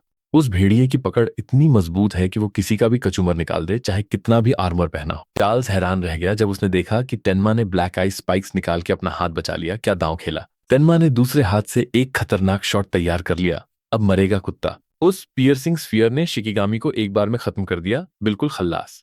Tata bye bye. भाई ने साक्षात मौत का गेम बजा दिया है। अब बारी है चार्ल्स की। ये तो इसके सामने छोटा भीम का विलन लग रहा है, एकदम हलवा। वो प्रो प्लेयर समझ गया कि इस रुकी को शिकिगामी के रिस्पॉन वाले सिस्टम का बिल्कुल आइडिया नहीं है, जैसे पहली बार WWE देख रहे हो। डेथ के पास B रैंक एबिलिटी है, रिस्पॉन डिजायर। इससे उसका रिस्पॉन टाइम इतना कम हो जाता है जैसे गली क्रिकेट में मेरिट वाली बैटिंग। टेन्मा का ध्यान भटक गया और मॉन्स्टर ने उसे काटने की कोशिश की, पर टेंशन नहीं है क्योंकि मोनोसेंस ने ये सीन पहले ही स्कैन कर लिया था। टेन्मा ने बड़े आराम से काउंटर अटैक किया और मॉन्स्टर को फिर से औकात दिखा दी। उसका एनालिसिस स्किल बस कंप्लीट होने ही वाला है, पर अगर चार्ल्स के सामने वो लोटस आ गया तो सारा राज खुल जाएगा, जैसे बोर्ड एग्जाम में चीटिंग पकड़ी जाए। चार्ल्स की फटने लगी है। उसे समझ नहीं आ रहा कि वो एक ऐसे बंदे से कैसे लड़े जिसके पास स्पीड, स्ट्रेंथ और दुनिया भर के हैक्स हैं। अब उसके पास बस अगेहा ही आखिरी रास्ता बची है, तो वो उसे अपनी ग्रिप में ले लेता है और टेन्मा के सामने उसे खत्म करने की धमकी देता है। अपना हीरो चाहता था कि बिना किसी शोर शराबे के एनालिसिस हो जाए, पर यहां तो सीन ही पलट गया भाई। एनालिसिस खत्म होते ही उसे शिकिगामी ईटर स्किल मिल गई। ये ऐसी पावर है कि बस एक बार हाथ लगाओ और दुश्मन का शिकिगामी अपना गुलाम बन जाएगा। ये काउंटर तो कतई जहर है, पर क्योंकि उसने जानबूझकर लोटस वाला इफेक्ट कैंसिल किया, उसे ऑटो रिकवरी नहीं मिली। शॉर्टकट भारी पड़ गया। शॉर्टकट का यही नतीजा होता है। खैर, अच्छी बात यह है कि भाई को अभी तक एक खरोंच भी नहीं आई, तो टेंशन वाली बात नहीं है। सबसे पहले वो अपनी शिकिगामी ईटर स्पेल का ट्रायल उसी मॉन्स्टर पर लेता है जो उसकी तरफ दौड़ रहा था। एसेंस एक्टिवेट करके उसने शिकिगामी के सिर पर एक जोरदार थप्पड़ जड़ा, उसे कंट्रोल किया और फिर ऐसी लात मारी कि वो गोलियों की रफ्तार से दूर गिरा। चार्ल्स ने देखा कि उसका मॉन्स्टर फिर पिट गया, तो वो उसे बेकार कुत्ता बोलने लगा। ये तो बिल्कुल वैसा ही है जैसे मैच हारने के बाद अपनी टीम को गाली देना। उसने अगेहा की गर्दन तोड़ने की धमकी दी, पर लड़की को अपनी जान की परवाह ही नहीं थी। एकदम निडर तेनमा ने अपनी जान बचाने के लिए हाथ ऊपर कर लिए, जैसे किसी साउथ की मूवी का इमोशनल क्लाइमैक्स चल रहा हो। चार्ल्स खुश है कि बच्चा बात मान रहा है, पर तेनमा को यह बात खटक रही है कि आखिर ये सब उसके पीछे क्यों पड़े हैं। चार्ल्स को लग रहा है कि तेनमा अनजान बन रहा है, जबकि इस पूरे कांड की जड़ वो खुद है। उसने सारा सच उगल दिया कि कैसे रेजी की जल रही है, क्योंकि किसी अनजान अवेकनर ने उसके एडवांस स्टेजेस लूट लिए। इसीलिए उसने चार्ल्स को सुपारी दी थी तेनमा का गेम बजाने के लिए। रेजी का नाम सुन सुनकर तेनमा पक गया है। अब उसे लगता है कि इन दोनों को अकेले में हिसाब किताब करना पड़ेगा। चार्ल्स बोला, बिल्कुल होगा, और धमकाया कि वो अपने फालतू जानवर से तेनमा के पैर कटवा देगा, और इस बार अगर उसने आइस वाली पावर दिखाई तो चार्ल्स सीधा एघा का गला दबा देगा। उसने मॉन्स्टर को हुक्म दिया कि उसे तड़पाओ, पर भाई बाजी पलट गई। मॉन्स्टर ने अपने ही मालिक को चबा लिया। तेनमा ने अपनी थंडरवेव वाली स्पीड से अगेहा को पलक झपकते ही बचा लिया। शिकिगामी अपने ही मालिक को क्यों मार रहा है, ये सोचकर चार्ल्स के होश उड़ गए, और तेनमा अपने नए पालतू की तारीफ कर रहा है। इस बंदे ने अगेहा के साथ जो किया उसका बदला लेना अभी बाकी है। तेनमा इसे छोड़ने वाला नहीं है। अब शिकारी खुद शिकार बन गया है। वो रहम की भीख मांग रहा है और कह रहा है कि वो रेजी को भी मरवा देगा। तेनमा ने इस घटिया ऑफर को लात मार दी, पर चार्ल्स ने पागलों की तरह आखिरी बार हमला करने की कोशिश की। तलवार तेनमा को बस छूकर निकली, और फिर उसने अपने नए मॉन्स्टर को इशारा किया कि चार्ल्स का वही हाल करे जो उसने अगेहा का किया था। ये सीन देखकर तो बिल्कुल गेम ऑफ थ्रोन्स के रैमजी बोल्टन वाली मौत याद आ गई। जैसी करनी वैसी भरनी। शिकिगामी अपने खाने को घूर रहा है, और वो खूंखार शिकारी अब किसी भीगी बिल्ली की तरह रो रहा है। डेथ ने अपना जबड़ा खोला और चार्ल्स का किस्सा खत्म। तेनमा को शांति मिल गई। ये सब चल ही रहा था कि तेनमा ने उस बंदे को आवाज दी जो छुपकर मजे ले रहा था। उसने बोला, बाहर आजा भाई, वरना ठीक नहीं होगा। स्पाई पकड़ा गया।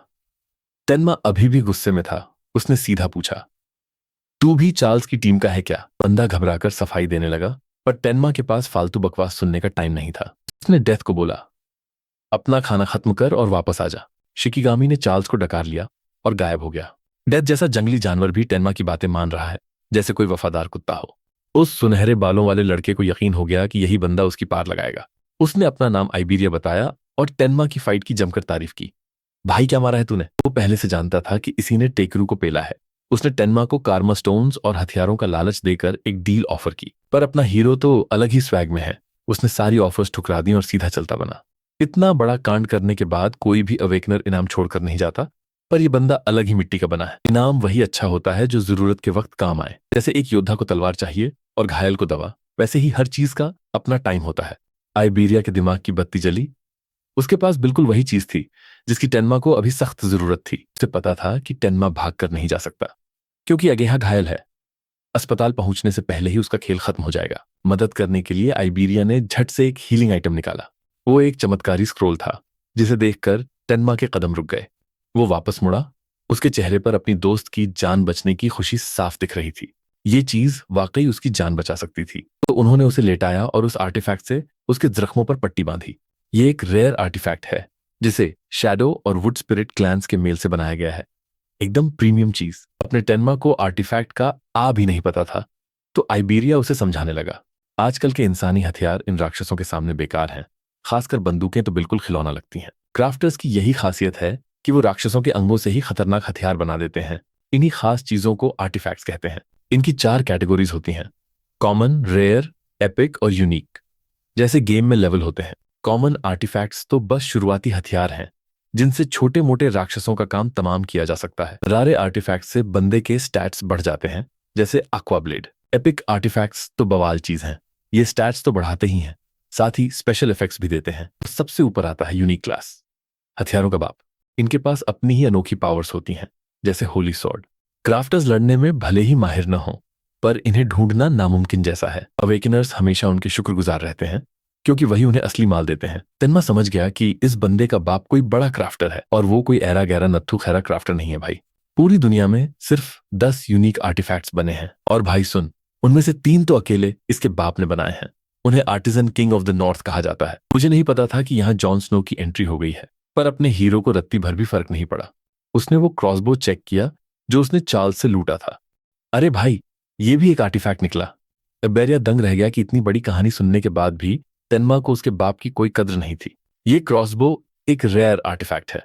दिक्कत यह है कि गोलियां नहीं है, पर आइबेरिया ने बताया कि कुछ हथियारों में एमो खुद ब खुद बन जाता है। तेनमा के देखते ही देखते वो हथियार हवा में गायब हो गया। भाई का दिमाग चकरा गया। ये इन आर्टिफैक्ट्स की खासियत है, ये अपने मालिक से जुड़े होते हैं और खुद ही गायब होकर अपनी डायमेंशन में चले जाते हैं। तेनमा को यह बात सही लगी और उसने अगेहा की जान बचाने के लिए शुक्रिया कहा।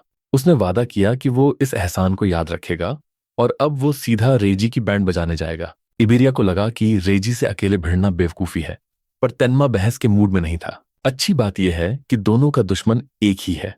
भले ही रेजी ने उसका कुछ न बिगाड़ा हो, पर आइबेरिया ने साथ मिलकर सेवियर अलायंस टूर्नामेंट के क्वालिफायर्स खेलने का ऑफर दिया। तेनमा को उस टूर्नामेंट की याद आई। उसे याद आया कि सिर्फ टॉप 10 खिलाड़ी ही मेन टूर्नामेंट तक पहुंच पाते हैं। इसीलिए वो पागलों की तरह एडवांस्ड स्टेजेस खेल रहा था ताकि तैयारी पक्की रहे।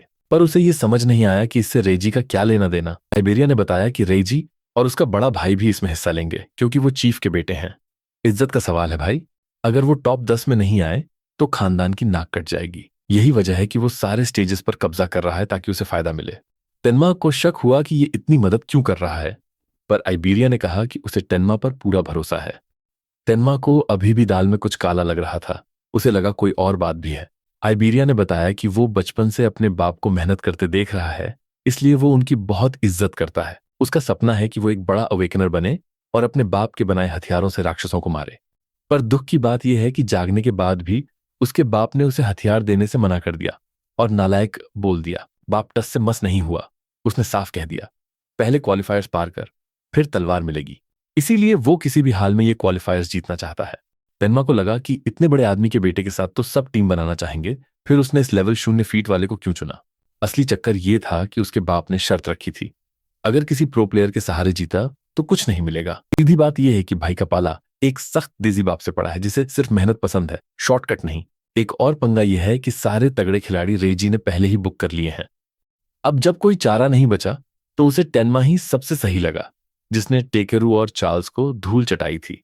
आखिरकार टेनमा मान गया, पर उसकी पहली प्रायोरिटी अगेहा को अस्पताल पहुंचाना था। आइबेरिया इतना खुश हुआ कि फॉरेन टीम का नाम सोचने लगा और बकबक शुरू कर दी। बंदा दिल का साड़ है, पर जुबान कैंची की तरह चलती है इसकी। तेनमा को अपने पुराने स्कूल के दोस्तों की याद आई।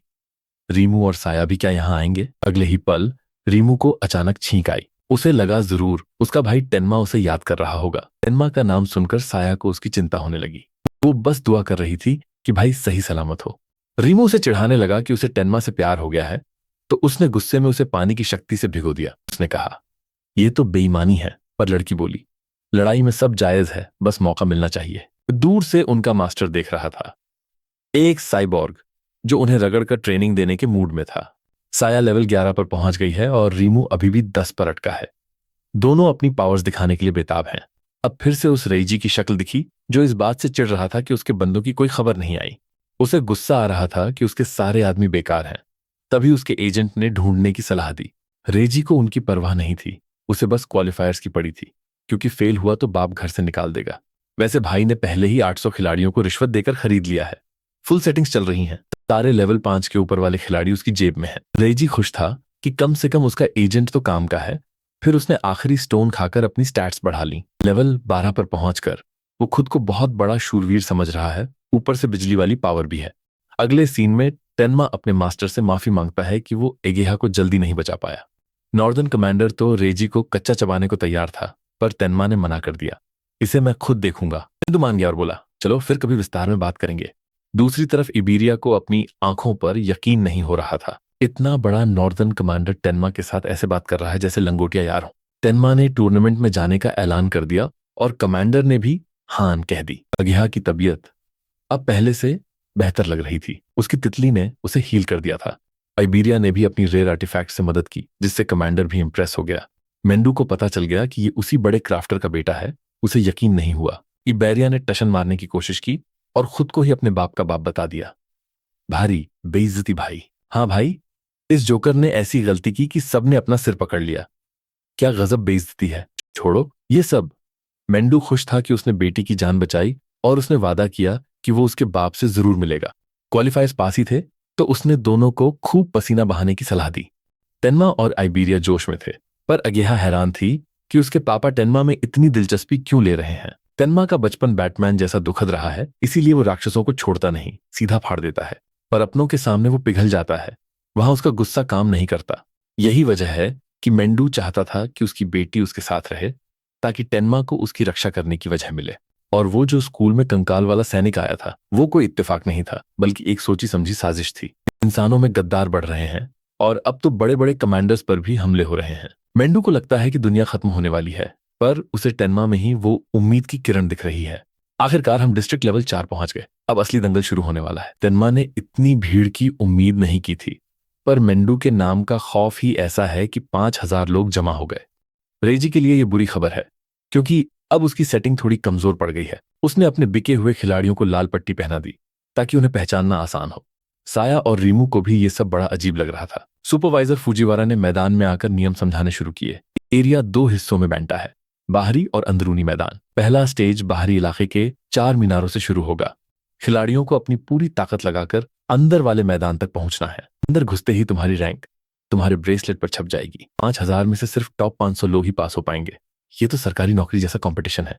साया को चिंता हो रही थी कि पहली बारी में ही 4,500 लोगों का पत्ता कट जाएगा। हर खिलाड़ी अपने साथ 2 हथियार या औजार रख सकता है, जो मर्जी ले जाओ। आइबेरिया ने रेजी की तरफ इशारा किया, जो अपने बिके हुए गुंडों के पीछे छुपा बैठा था। उसे पता था कि ये हरामी सबको खरीदकर सबसे पहले अंदर पहुंचने की फिराक में है। पर टेन्मा ने सारी बातें अनसुनी कर दी और सीधा उस चश्मे वाले लाल बाल के तीली जैसे बंदे के पास पहुंच गया। पहला स्टेज शुरू हो गया और फुजीवारा को बच्चों से बहुत उम्मीदें थीं। तोजी जैसा दिखने वाला एक बंदा बोला, भीड़ से फर्क नहीं पड़ता, दम होना चाहिए। पुराने दिनों में सिर्फ वो और जिन ही थे जिन्होंने सबका बैंड बजाया था। वो बस ये उम्मीद कर रहा था कि इस भीड़ में कोई तो ऐसा शेर निकले जो सबको हिला दे। पर ऐसा टैलेंट रोज रोज नहीं मिलता, इसलिए फुजीवारा को ज्यादा उम्मीद नहीं थी। उसे याद आया कि एक लड़के ने जागते ही लेवल 8 के राक्षस को मार गिराया था। उसने मेंडू से पूछा कि ये सच है या सिर्फ अफवाह। कमांडर ने हाँ कर दी तो सब सोचने लगे कि क्या वो बंदा भी इसी टूर्नामेंट में आया है। फुजीवारा को बड़ी उत्सुकता हुई। वो लिस्ट में नाम ढूंढने लगा कि वो होनहार बच्चा कौन है। रीमो और साया तो उसकी लिस्ट से बाहर हो गए। अब बची हनाहन्यू, लेवल 16 की लकड़ी वाली एक्सपर्ट। वो है तो कमाल की। पर मेंडू की चुप्पी बता रही थी कि निशाना अभी भी गलत लगा है। तभी उसने मजे मजे में पूछ लिया, कोई लेवल 0 वाला भी है क्या यहाँ? हर साल कोई न कोई ऐसा नमूना जरूर आता है जिसकी कंपटीशन में बुरी तरह से लंका लग जाती है। बात करें लेवल 0 की, तो रेजी इस रुकी का मजाक उड़ा रहा है। इसे नहीं पता कि इसी लड़के ने इसके 2 बॉडीगार्ड्स को धोबी पछाड़ दी थी। जैसे ही अपने भाई ने चार्ल्स का क्रॉसबो निकाला, रेजी का चेहरा ऐसे उतर गया जैसे बोर्ड एग्जाम में फेल हो गया हो। तेन्मा समझ गया कि ये जोकर उसे ही ढूंढ रहा था। उधर रेजी का पारा चढ़ गया, क्योंकि तेन्मा उसे रत्ती भर भी भाव नहीं दे रहा था। उसे लगा कि लड़का सिर्फ हवाबाजी कर रहा है, तो उसने अपने चमचों को इशारा किया कि जाओ और इस भाई का सिस्टम हैंग कर दो। इतना बोलकर रेजी वहां से रफू चक्कर हो गया और सीधे इंटरनल रीजन की तरफ भागा। अब टेन्मा अकेला फंस गया उन लोगों के बीच जिनका लेवल उससे कहीं ज्यादा हाई था। हाइटेन को समझ नहीं आ रहा कि एक लेवल 0 वाला बंदा लेवल 6 और 7 के खिलाड़ियों से पंगा लेने की हिम्मत कैसे कर रहा है। आइबेरिया की भी फटी पड़ी है। उसे डर है कि ये 4 गुंडे मिलकर उनका कचुम्बर निकाल देंगे। उसने मन बना लिया था कि ऐसी सिचुएशन में अब अपना ब्रह्मास्त्र निकालना ही पड़ेगा। गुंडे ने उंगली करने की कोशिश की तो टेन्मा ने सीधे शब्दों में कह दिया, भाई साइड हट, वरना बुरा होगा। ये सुनकर वो बंदा पागलों की तरह हंसने लगा। उसे लगा कि ये बच्चा बस लंबी लंबी फेंक रहा है। हाइटन को टेन्मा का ये जिगरा पसंद आया। उसने सोचा कि अगर लड़का मरने वाला हुआ तो मैं बीच में कूद जाऊंगा। वो गुंडा फिर से बदतमीजी करने आया और टेन्मा ने एक घुसा रसीद कर दिया।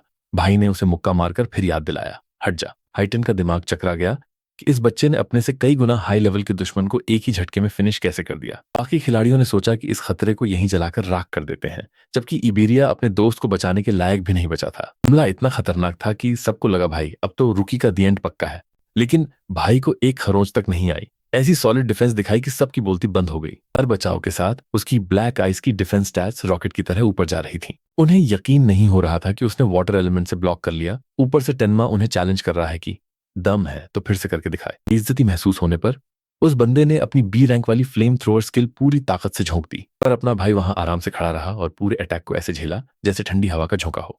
आग उगलने वाले ने इतनी ज्यादा एनर्जी लगा दी कि उसे खुद झटका लग गया और उसका सारा माना खत्म हो गया। उसे लगा टेनमा खत्म।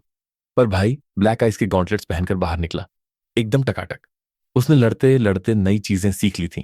अब बाकी गैंग की सिट्टी पिट्टी गुम हो गई, क्योंकि उनके सबसे धाकड़ हमले का भी कोई असर नहीं हुआ। उन्होंने एक के बाद एक कई फायरबॉल्स फेंके, पर भाई को बाल बराबर भी फर्क नहीं पड़ा। फिर उन्होंने सोचा कि इसका माना खत्म करते हैं, पर भाई ने पलक झपकते ही दूरी कम की और सबको स्पीड ब्लिट्स कर दिया। ताकत के इस मुकाबले में उसने एक और अवेकनर की चटनी बना दी और सबको धूल चटा दी। आखिरी 2 लाइटनिंग वॉरियर्स बचे थे।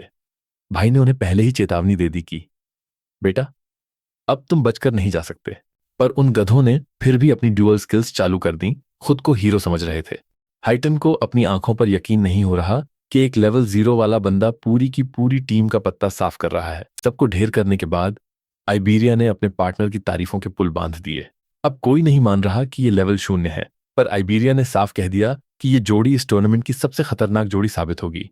रेजी रास्ते में उस क्रॉसबो के बारे में सोच ही रहा था, तभी एक और अवेकनर उसके पास से निकला और रेजी ने उसे ऐसा झटका दिया जैसे बिजली का नंगा तार हो। रेजी ने उस बंदे को उसकी औकात याद दिला दी। मेरे से आगे निकलने की हिम्मत भी मत करना। उसने अपने बाकी चमचों को इकट्ठा किया और ऑर्डर दिया कि सब साथ में रहेंगे। एग्जामिनर्स भी देख रहे थे कि किनोशिता खानदान का ये लाडला कितना घमंडी है, पर अफसोस वो रूल्स नहीं तोड़ रहा था, इसलिए कोई कुछ कर नहीं सकता था। उधर रेजी को लग रहा था कि जीत तो उसकी जेब में है। तभी अचानक भाई को किसी ने नाम से पुकारा। ये और कोई नहीं, वही पुरानी जोड़ी थी। तन्मा बच गया। रेजी सोच में पड़ गया कि ये बंदा पूरी टीम से अकेले कैसे निपट गया। उसने टेन्मा को लेवल 0 कचराई बोला, पर टेन्मा को फर्क नहीं पड़ा। रेजी की खुद अकेले लड़ने में फट रही थी, तो उसने 100 बंदों की फौज खड़ी कर दी। टेन्मा तो तैयार था। उसने आइबेरिया के कान बंद किए और ऐसी बिजली जैसी स्पीड से हमला किया कि रेजी के होश उड़ गए। ये उसका तरीका था बताने का कि बेटा, अब हिसाब चुकता होगा और तू बच के नहीं जा सकता। सैया और रीमू को दिक्कत तो हुई, पर वो इनर सर्कल तक पहुंच गए। उई और आगामी नंबर 3 और 2 पर चल रहे हैं। हन्यू तो भाई सबसे ऊपर बैठी है, लीडर बोर्ड पर आग लगा रखी है उसने। वो तो अलग ही लेवल पर है। पर आइबेरिया भी टेन्मा का नाम जपते जपते 6th प्लेस पर पहुंच गया। अपना हीरो अभी भी मैदान में है। वो सीधे फिनिश लाइन पर जाने के बजाय उन 100 बंदों को कूटने का प्लान बना रहा है। यहां तक कि एग्जामिनर्स को भी समझ नहीं आ रहा कि ये लड़का चाहता क्या है। हाइटन को अब शक हो रहा है कि कहीं ये लड़का सबको कच्चा न चबा जाए। रेजी को अब टेन्मा आंखों में चुभने लगा था, जैसे आंख में कंकड़ चला गया हो। पर अब 100 बंदे और अकेला टेन्मा। पलड़ा तो भाई उन्हीं का भारी लग रहा था। टेन्मा को टूर्नामेंट की पड़ी ही नहीं है, उसे तो बस अगेहा का बदला लेना है। हमला शुरू हुआ, पूरी फौज उसकी तरफ बढ़ी, पर अपना भाई हिला तक नहीं और पहले ही बंदे को एक झटके में फिनिश कर दिया। सबको अब उसके लेवल 0 होने पर शक होने लगा। तभी टेन्मा ने लोटस बर्स्ट चलाया और पूरे मैदान में तबाही मचा दी। पूरी दुनिया भाई का जलवा लाइव देख रही है। यहां तक कि जो जोन पार कर चुके थे वो भी दंग रह गए।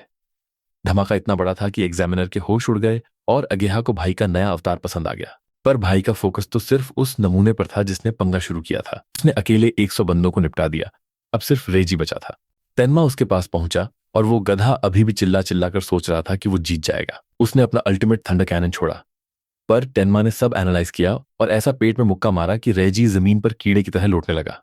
रेजी अब अपनी जान की भीख मांगने लगा, तो उसके असिस्टेंट ने रूल तोड़कर टूर्नामेंट में एंट्री मार ली। वो बंदा लेवल 35 का खिलाड़ी था, तो हेटन ने सोचा कि इसे अभी सबक सिखाना पड़ेगा। भाई को समझ आ गया कि कोई बहुत तेज स्पीड से आ रहा है और वो अकेला नहीं है। वो एजेंट पहुंचने ही वाला था कि हेटन ने उसे पटक दिया और टेन्मा से बोला, तू अपना काम जारी रख। टेन्मा ने उस कुत्ते को देखा जो जान की भीख मांग रहा था, पर इससे पहले कि वो अपनी रोनी कहानी सुनाता, भाई ने उसका काम तमाम कर दिया। अगेहा का बदला पूरा हुआ। उसने एनालिसिस रोकी ताकि बाद में देख सके। तभी एक अजीब सी आवाज ने उसका ध्यान खींचा। सैया और उसके दोस्तों ने उसका स्वागत किया। भाई का ये रुतबा देखकर वो तो उसकी दीवानी ही हो गई। और ऐसे भाई 7th प्लेस पर इनर जोन पहुंचा। अब आइबेरिया और रीमू के बीच बेस्ट फ्रेंड बनने की जंग छिड़ गई है।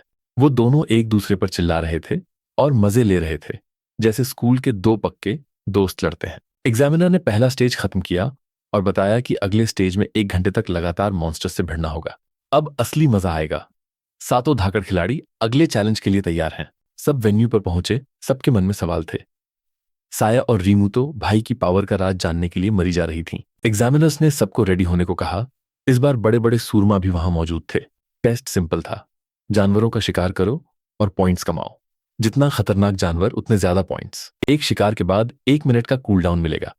यह सुनकर गाकू यूई ने सोचा कि सीधे टॉप लेवल वाले शिकार ही पकड़ेगा। तेनमा ने भी आवाज उठाई और पूछा, क्या नाइटमेयर क्लास ही सबसे तगड़ी डिफिकल्टी है? सबको लगा भाई फेंक रहा है, पर फुजीवारा ने बताया कि नाइटमेयर लेवल की कोई सीमा नहीं है, वो कितना भी खतरनाक हो सकता है। सब अलग अलग हैं, तो फालतू मत सोचो।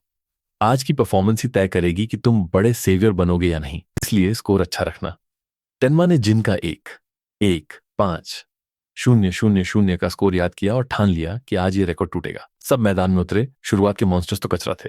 टेमा ने अपनी आई स्किल दिखाई और उन्हें पल भर में निपटाकर आगे बढ़ गया। हाइटन अकेला था, जिसे मजा आ रहा था।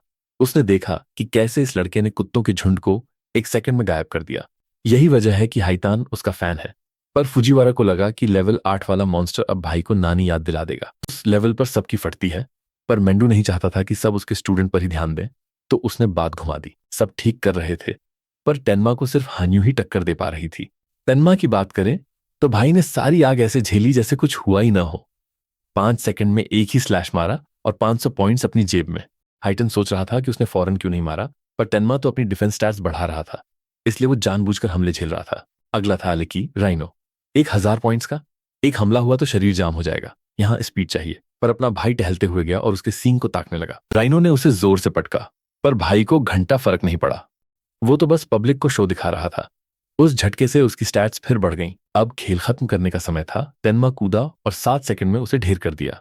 फुजीवारे ने अगले मॉन्स्टर के लिए सस्पेंस बनाया। भाई वो पिछले वाले से भी ज्यादा खतरनाक था, एकदम तगड़ी अटैक और डिफेंस के साथ। इसे सबसे खूंखार जानवर माना जाता है, नाइटमेयर क्लास पर्गेटरी जायंट।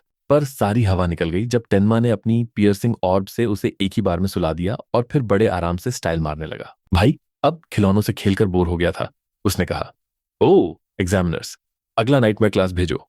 साहिसागी ने अपनी पावर दिखाई और मॉन्स्टर के मुंह के आर पार वार किया। उसका प्लान था कि बाकी 2 को खत्म करके जल्दी से नॉर्मल क्लास में पहुंच जाए। तैयारी करते ही सिस्टम का नोटिफिकेशन आया कि बिगिनर क्लास बस क्लियर होने ही वाली है। उधर गाकू यूई को पूरा भरोसा था कि वही सबसे पहले पहुंचेगा, जबकि हाना हन्यू आराम से अपना माना रिकवर कर रही थी। तभी अचानक सिस्टम पर शोर मचा कि 21 स्टोन रैंक वाले किसी बंदे ने रिकॉर्ड टाइम में नाइटमेयर क्लास क्लियर कर दी है। ये सुनकर सबके होश उड़ गए। साया को पक्का यकीन था कि ये कारनामा टेनमा के अलावा और कोई नहीं कर सकता। बाकी चारों के तो मुंह खुले के खुले रह गए। पता चला कि उसने लेवल 15 के पर्गेटरी जायंट को पलक झपकते ही मार दिया। अब वो देखना चाहते थे कि भाई और कहां तक जा सकता है, इसलिए डिफिकल्टी और बढ़ा दी। टेनमा ने अपनी स्टैट्स देखी तो भाई निराश हो गया। उसे लगा था कुछ तगड़ा मिलेगा, पर यहां तो बस थोड़े बहुत पॉइंट्स ही मिले। उसका मन नहीं भरा, तो उसने एक और मॉन्स्टर पकड़ा और अपनी स्फीयर से एक ही बार में उसका काम तमाम कर दिया। सब फिर सोचने लगे कि ये स्फीयर चीज क्या है। हाइटन ने देखा कि इसमें स्ट्रेंथ तो बहुत है, पर एक बहुत बड़ी कमी भी है। अब भाई के सामने ऐसा जानवर आया जिसकी स्पीड देखकर हवा निकल जाए। हाइटन ने बताया कि पुर्गेटरी जायंट्स को सब धीमा समझते हैं, पर असल में ये बिजली से भी तेज होते हैं। इनके पास माना नहीं होता, इसलिए इनकी बाकी स्टैट्स बहुत ज्यादा बढ़ जाती हैं। वो जानवर टेनमा के हर वार से बच रहा था। भाई की स्पीड ही इतनी खतरनाक थी। यहीं पर हाइटन को वो कमी दिखी। ब्लैक स्फीयर्स डैमेज तो बहुत देते हैं, पर उनकी स्पीड तेज मॉन्स्टर्स के सामने कम पड़ जाती है। फिर भी टेनमा का दिमाग तेज है। उसने जायंट के चिल्लाने का इंतजार किया और उसे ही मौका बनाकर हमला कर दिया। पर हाइटन को लगा कि अगर स्फीयर की स्पीड नहीं बढ़ी तो भाई आगे नहीं जा पाएगा। उधर अपना भाई भी अब थोड़ा परेशान होने लगा, क्योंकि दूर से किए गए हमले काम नहीं आ रहे थे। जिहारा को चिंता होने लगी कि अगर भाई सिर्फ स्फीयर के भरोसे रहा तो फिर काम तमाम समझो। पर तभी टेनमा मुस्कुराया। भाई ने गेम समझ लिया था। अब वो पीछा नहीं करेगा, बल्कि सीधे निशाने पर वार करेगा। दोनों एक दूसरे की तरफ लपके। मॉन्स्टर ने अपना भारी घुसा चलाया और पूरी अरीना ही चटका दी। स्टाफ ने फौरन रेस्क्यू टीम को बुला लिया। उन्हें पता था कि यह हमला जानलेवा हो सकता है, पर जल्दी ही सबको समझ आया कि हमला तो लगा ही नहीं। मॉन्स्टर पागलों की तरह यहां वहां ढूंढने लगा। पीछे से भाई आया और ब्लैक स्फीयर ऐसा मारा कि उसका चेहरा ही गायब हो गया। 12 सेकंड में खेल खत्म। अज्ञा को यकीन ही नहीं हुआ कि टेनमा ने इतने बड़े मॉन्स्टर को धूल चटा दी। सबको दिखा कि भाई के लिए वो कितनी फिक्रमंद है। बड़ी मुश्किल से उसने बात संभाली। बोली, मैं तो सबकी सलामती की दुआ कर रही थी, पर सबको पता है दाल में कुछ काला है। उसकी बातों से सबको लगा कि लड़की कुछ ज्यादा ही बोल रही है। बूढ़े बाबा ने हाइटन से पूछा, ये लड़का बच क्यों रहा था, सामने से क्यों नहीं भिड़ा? हाइटन ने बताया कि भाई की स्पीड अब पर्गेटरी जायंट जैसी हो गई है। बिजली कड़कते ही वो इतना तेज हो जाता है कि कोई उसे छू भी नहीं सकता। बूढ़ा खुश हो गया और बोला, ये लड़का ही नो एक होना चाहिए। पर भाई को रुकना नहीं है। उसे तो जिंटीवा का रिकॉर्ड तोड़ना है, और रुकने का मतलब है हार मान लेना। वो एक के बाद एक मॉन्स्टर्स को पेलता गया। बूढ़े को याद आया कि हाइटन भी कभी फेज 4 तक पहुंचा था। हाइटन ने साफ किया कि वो बस वहां तक पहुंच पाया था, जीत नहीं पाया था। अब सब सांस रोककर भाई को लड़ते हुए देख रहे हैं। तेनमा ने दूसरे मॉन्स्टर के लिए नया प्लान बनाया और वो एकदम सटीक बैठा। तीसरे वाले के लिए तो भाई ने हद ही कर दी। वो खुद उसके मुंह में घुस गया और फिर उसे अंदर से फाड़कर बाहर निकला। बाहुबली वाला सीन हो गया। भाई ने 13 सेकंड में खेल खत्म कर दिया। फुजीहरा हैरान था, क्योंकि इसी स्किल ने कितनों की छुट्टी कर दी थी। माना खत्म हो गया था, पर जब तक मॉन्स्टर्स आते रहेंगे उसकी माना सेंस वाली पावर उसे रिचार्ज करती रहेगी। तभी फेज 4 शुरू हुआ और 4 पुर्गेटरी जायंट्स भाई के सामने आ खड़े हुए। उसका माना 40 वापस आ गया। अगर ये स्टेज पार हुआ तो हाइटन का रिकॉर्ड टूट जाएगा और वो सीधे जिन टेवा की बराबरी करेगा। जैसे जैसे स्फीयर की स्पीड बढ़ रही है उसकी एक्यूरेसी भी कमाल की होती जा रही है। बस थोड़ी स्पीड और बढ़ी तो भाई दूर से ही सबका काम तमाम कर देगा, पास जाने की जरूरत ही नहीं। पर माना कम है तो हर बार एकदम निशाने पर बैठना चाहिए, वरना खेल बिगड़ जाएगा। तभी अचानक जायंट ने जंजीरें फेंकी और भाई को जकड़ लिया। जायंट ने मुक्का जमीन पर मारा और भाई को अपनी मुट्ठी में दबोच लिया। तेनमा कुछ कर नहीं पा रहा था। ऊपर से उस राक्षस ने भाई की हड्डियां तक चटका दी और नीचे पटक दिया। भाई को लहूलुहान देखकर फुजीहारा चिल्लाया, हाइटन बचाओ उसे। पर हाइटन बस देखता रह गया। वो सोच रहा था कि क्या भाई की पावर यहीं तक थी। उसे टेनमा में अपना ही पुराना रूप दिखने लगा। वो हेल्प करने के लिए भागा ही था कि इजुमी ने उसे पीछे से रोक लिया, जैसे मम्मी मेला जाने से मना कर दें, और बोली कि टेनमा के अंदर अभी भी पुष्पा वाली फायर बची है। सब इजुमी से बहस करने लगे कि भाई ये फालतू बातें छोड़, अगर उसे अभी सेव नहीं किया तो लड़का सीधा ऊपर पहुंच जाएगा। पर इजुमी अपनी बात पर अड़ी रही। उसे पक्का यकीन था कि अपने हीरो के पास अभी भी कोई तगड़ा एस छुपा है। फुजीहारा हैरान था कि इसे कैसे पता। तो उसने बोला, भाई उसकी आंखों में देख, वो हार मानने वालों में से नहीं है, बिल्कुल शक्तिमान वाली चमक है। अपना हीरो उस पर्गेटोरी जायंट के सामने डटकर खड़ा है। इतनी मेहनत के बाद वो ऐसे हार मानने को तैयार नहीं है। रेजी किनोशिता वाली फाइट में स्किल एक्टिवेट तो हुई थी, पर भाई ने एनालिसिस बीच में ही रोक दी थी, बिल्कुल इस तगड़े मोमेंट के लिए। हीरो ने एनालिसिस फिर से स्टार्ट की और पलक झपकते ही 100 कंप्लीट हो गई। जैसे ही फाइटर का ब्लू लोटस दिखा, इजा के चेहरे पर रौनक आ गई, जैसे रिजल्ट में पास हो गए हों। फुजीहारा सोच रहा है कि इस हालत में ये लोटस क्या ही उखाड़ लेगा, और हाइटन हैरान है कि अगेहा के साथ क्या सीन चल रहा है। और ये हुआ हीरो का थंडरवेव स्किल एक्टिवेट। इसका इफेक्ट एकदम कड़क है। ये लाइटनिंग अटैक्स को सोख लेता है और एजिलिटी को सीधे 100 बढ़ा देता है, जैसे एनोस दबा दिया हो। इस स्किल से हीरो की हेल्थ पूरी फुल हो गई। अब भाई मजाक के मूड में बिल्कुल नहीं है। फुजीहारा दंग रह गया कि इतनी मार खाने के बाद भी ये लड़का इतनी जल्दी हील कैसे हो गया, जैसे कोई जडू का करिश्मा हो। उसे यकीन नहीं हो रहा कि इसके पास इतने स्किल्स कहां से आए। तेनमा ने पुर्गेटरी जायंट्स की धज्जियां उड़ा दी और फेज 4 सिर्फ 31 सेकंड्स में क्लियर कर दिया, बिल्कुल केजीएफ स्टाइल में। अब हीरो फुल कॉन्फिडेंस में है। उसे पता है कि अब चाहे कितने भी राक्षस आ जाएं, वो नहीं हारेगा। तभी ऊपर से एक राक्षस ने हमला किया, पर भाई ने उसे एक झटके में ढेर कर दिया। हीरो की फ्लाइट स्पीड 2700 बढ़ गई। फेज 5 1 मिनट से कम में और फेज 6 1.5 मिनट में खत्म। पब्लिक के होश उड़ गए, सबका मुंह खुला का खुला रह गया। लोग सोच में पड़ गए कि असली मॉन्स्टर ये जायंट्स हैं या अपना हीरो। हीरो इंतजार कर रहा है कि और राक्षस आए, पर स्टॉक ही खत्म हो गया। फुजीहारा ने माइक पर चिल्लाकर बोला कि भाई तूने तो सारे पुर्गेटरी जायंट्स का सफाया कर दिया। हीरो खुद हैरान है। उसे क्या पता था कि गेम की डिफिकल्टी इतनी जल्दी खत्म हो जाएगी। इतने शिकार किए कि गिनती ही भूल गया। चूंकि अपना हीरो लेवल अप नहीं कर सकता, तो सारा एक्सपीरियंस कार्मा स्टोन्स बनकर गिरने लगा। फुजीहारा हैरान था कि मैदान में कर्मा स्टोन गिरा है, और उसका नीली ब्लू चमक देखकर समझ गया कि इसमें कम से कम 10,000 एक्सपी है। जूमी ने समझाया कि हीरो सीधा एक्सपी नहीं ले सकता, इसलिए वो कार्मा स्टोन बन जाता है। तभी भाई गेट से बाहर आया और फुजीहारा ने उसकी जमकर तारीफ की। उसने टेनमा को अपने साथ चलने का ऑफर दिया कि तुझे तगड़ा इंस्ट्रक्टर दिलाऊंगा, पर हीरो ने प्यार से मना कर दिया, क्योंकि उसके पास पहले से टीचर है। फुजीहारा उसे मनाने में लगा रहा कि कोई मामूली इंस्ट्रक्टर तेरा टैलेंट नहीं संभाल पाएगा। पर हाइटन ने बोला, अरे बुढ़े बच्चे को परेशान मत कर, वरना वो तुझे नापसंद करने लगेगा। पर बुढ़ा मानने को तैयार नहीं था। तभी हीरो ने हाइटन को थैंक यू बोला, और बुढ़े का चेहरा शौक से सफेद पड़ गया जब पता चला कि ये लड़का इजुमी का चेला है। फुजीहारा को तगड़ा झटका लगा। अब उसे समझ आया कि ये लड़का इतना धाकड़ क्यों है। इजुमी ने अपने स्टूडेंट की चोट चेक की, पर जब देखा कि वो फेज 7 के लिए उतावला है, तो समझ गई कि लड़का फिट है। हीरो बोला, बस स्टैमिना खत्म हो गई है, थोड़ी देर में चार्ज हो जाऊंगा। फुजीहारा को अब समझ आया कि ये सब कितने खतरनाक हैं। इजुमी के बाकी स्टूडेंट्स ने भी तबाही मचा दी थी। हीरो ने पुराने रिकॉर्ड के बारे में पूछा, तो बुढ़े ने बताया कि पहले सिर्फ फेज 4 ही होता था, अब जाकर फेज 8 तक बढ़ाया है। इधर रिमी बुरी तरह थक गई। उसे नाइटमेयर क्लास पहाड़ जैसी लगी और उसने हार मान ली। सई ने अपनी तरफ से पूरी जान लगा दी, पानी के गोलों वाटर स्फीयर से राक्षसों का दम घोंट दिया। पर जब माना खत्म होने लगा तो उसने भी गिव अप कर दिया। हीरो को हैरानी हुई कि ये इतनी जल्दी बाहर कैसे आ गए। फुजीहरा ने याद दिलाया कि भाई, आम लोग तो नॉर्मल लेवल भी पार नहीं कर पाते, ये तो फिर भी टॉप 10 में आएंगे। पर वो दोनों बाहर नहीं आ पा रहे थे क्योंकि मैदान छोड़ने का रूल नहीं है जब तक कि आप बुरी तरह घायल न हो जाओ। बाकी खिलाड़ी भी नाइटमेयर क्लास तक पहुंच गए। हाइतान को पक्का था कि गाकू अपने आर्टिफैक्ट से कमाल करेगा, पर शायन अकागामी ने तो गजब ही कर दिया। वो राक्षस बनकर जायंट पर टूट पड़ी। हीरो हैरान था कि शिकिगामी अपनी फॉर्म बदल सकते हैं। उसने एगिहा से पूछा कि क्या तेरा जेड बटरफ्लाई भी ये कर सकता है। एगिहा ने बोला, नहीं भाई, मैं भी पहली बार देख रही हूं, इनसे बचकर रहना पड़ेगा। हीरो समझ गया कि शिकिगामी बड़े खतरनाक होते हैं। उसने सोचा कि अब सारा एक्सपी उस ब्लैक डॉग को देगा जो उसने चार्ल्स से चुराया था। वो जाने ही वाला था कि तभी इब्रा ने उसकी अटेंशन खींची। ये ड्रैगन गियर कोई मामूली चीज नहीं है, इब्रा के बाप का दिया हुआ सबसे तगड़ा आर्टिफैक्ट है। इसमें एक तगड़ा ट्विस्ट है, हर मिनट स्टैट्स बढ़ते हैं, पर 15 मिनट से ज्यादा पहना तो बैंड बज जाएगी। इब्रा को पता था कि नाइटमेयर क्लास वाला रिकॉर्ड टेनमा ने बनाया है। वो अपने दोस्त के सामने छोटा नहीं पड़ना चाहता था। उसने जायंट का कवच तोड़ दिया और इसी के साथ सेकंड स्टेज खत्म। फुजिहारा ने ऐलान किया कि टॉप 10 लोग ही नेशनल टूर्नामेंट में जाएंगे।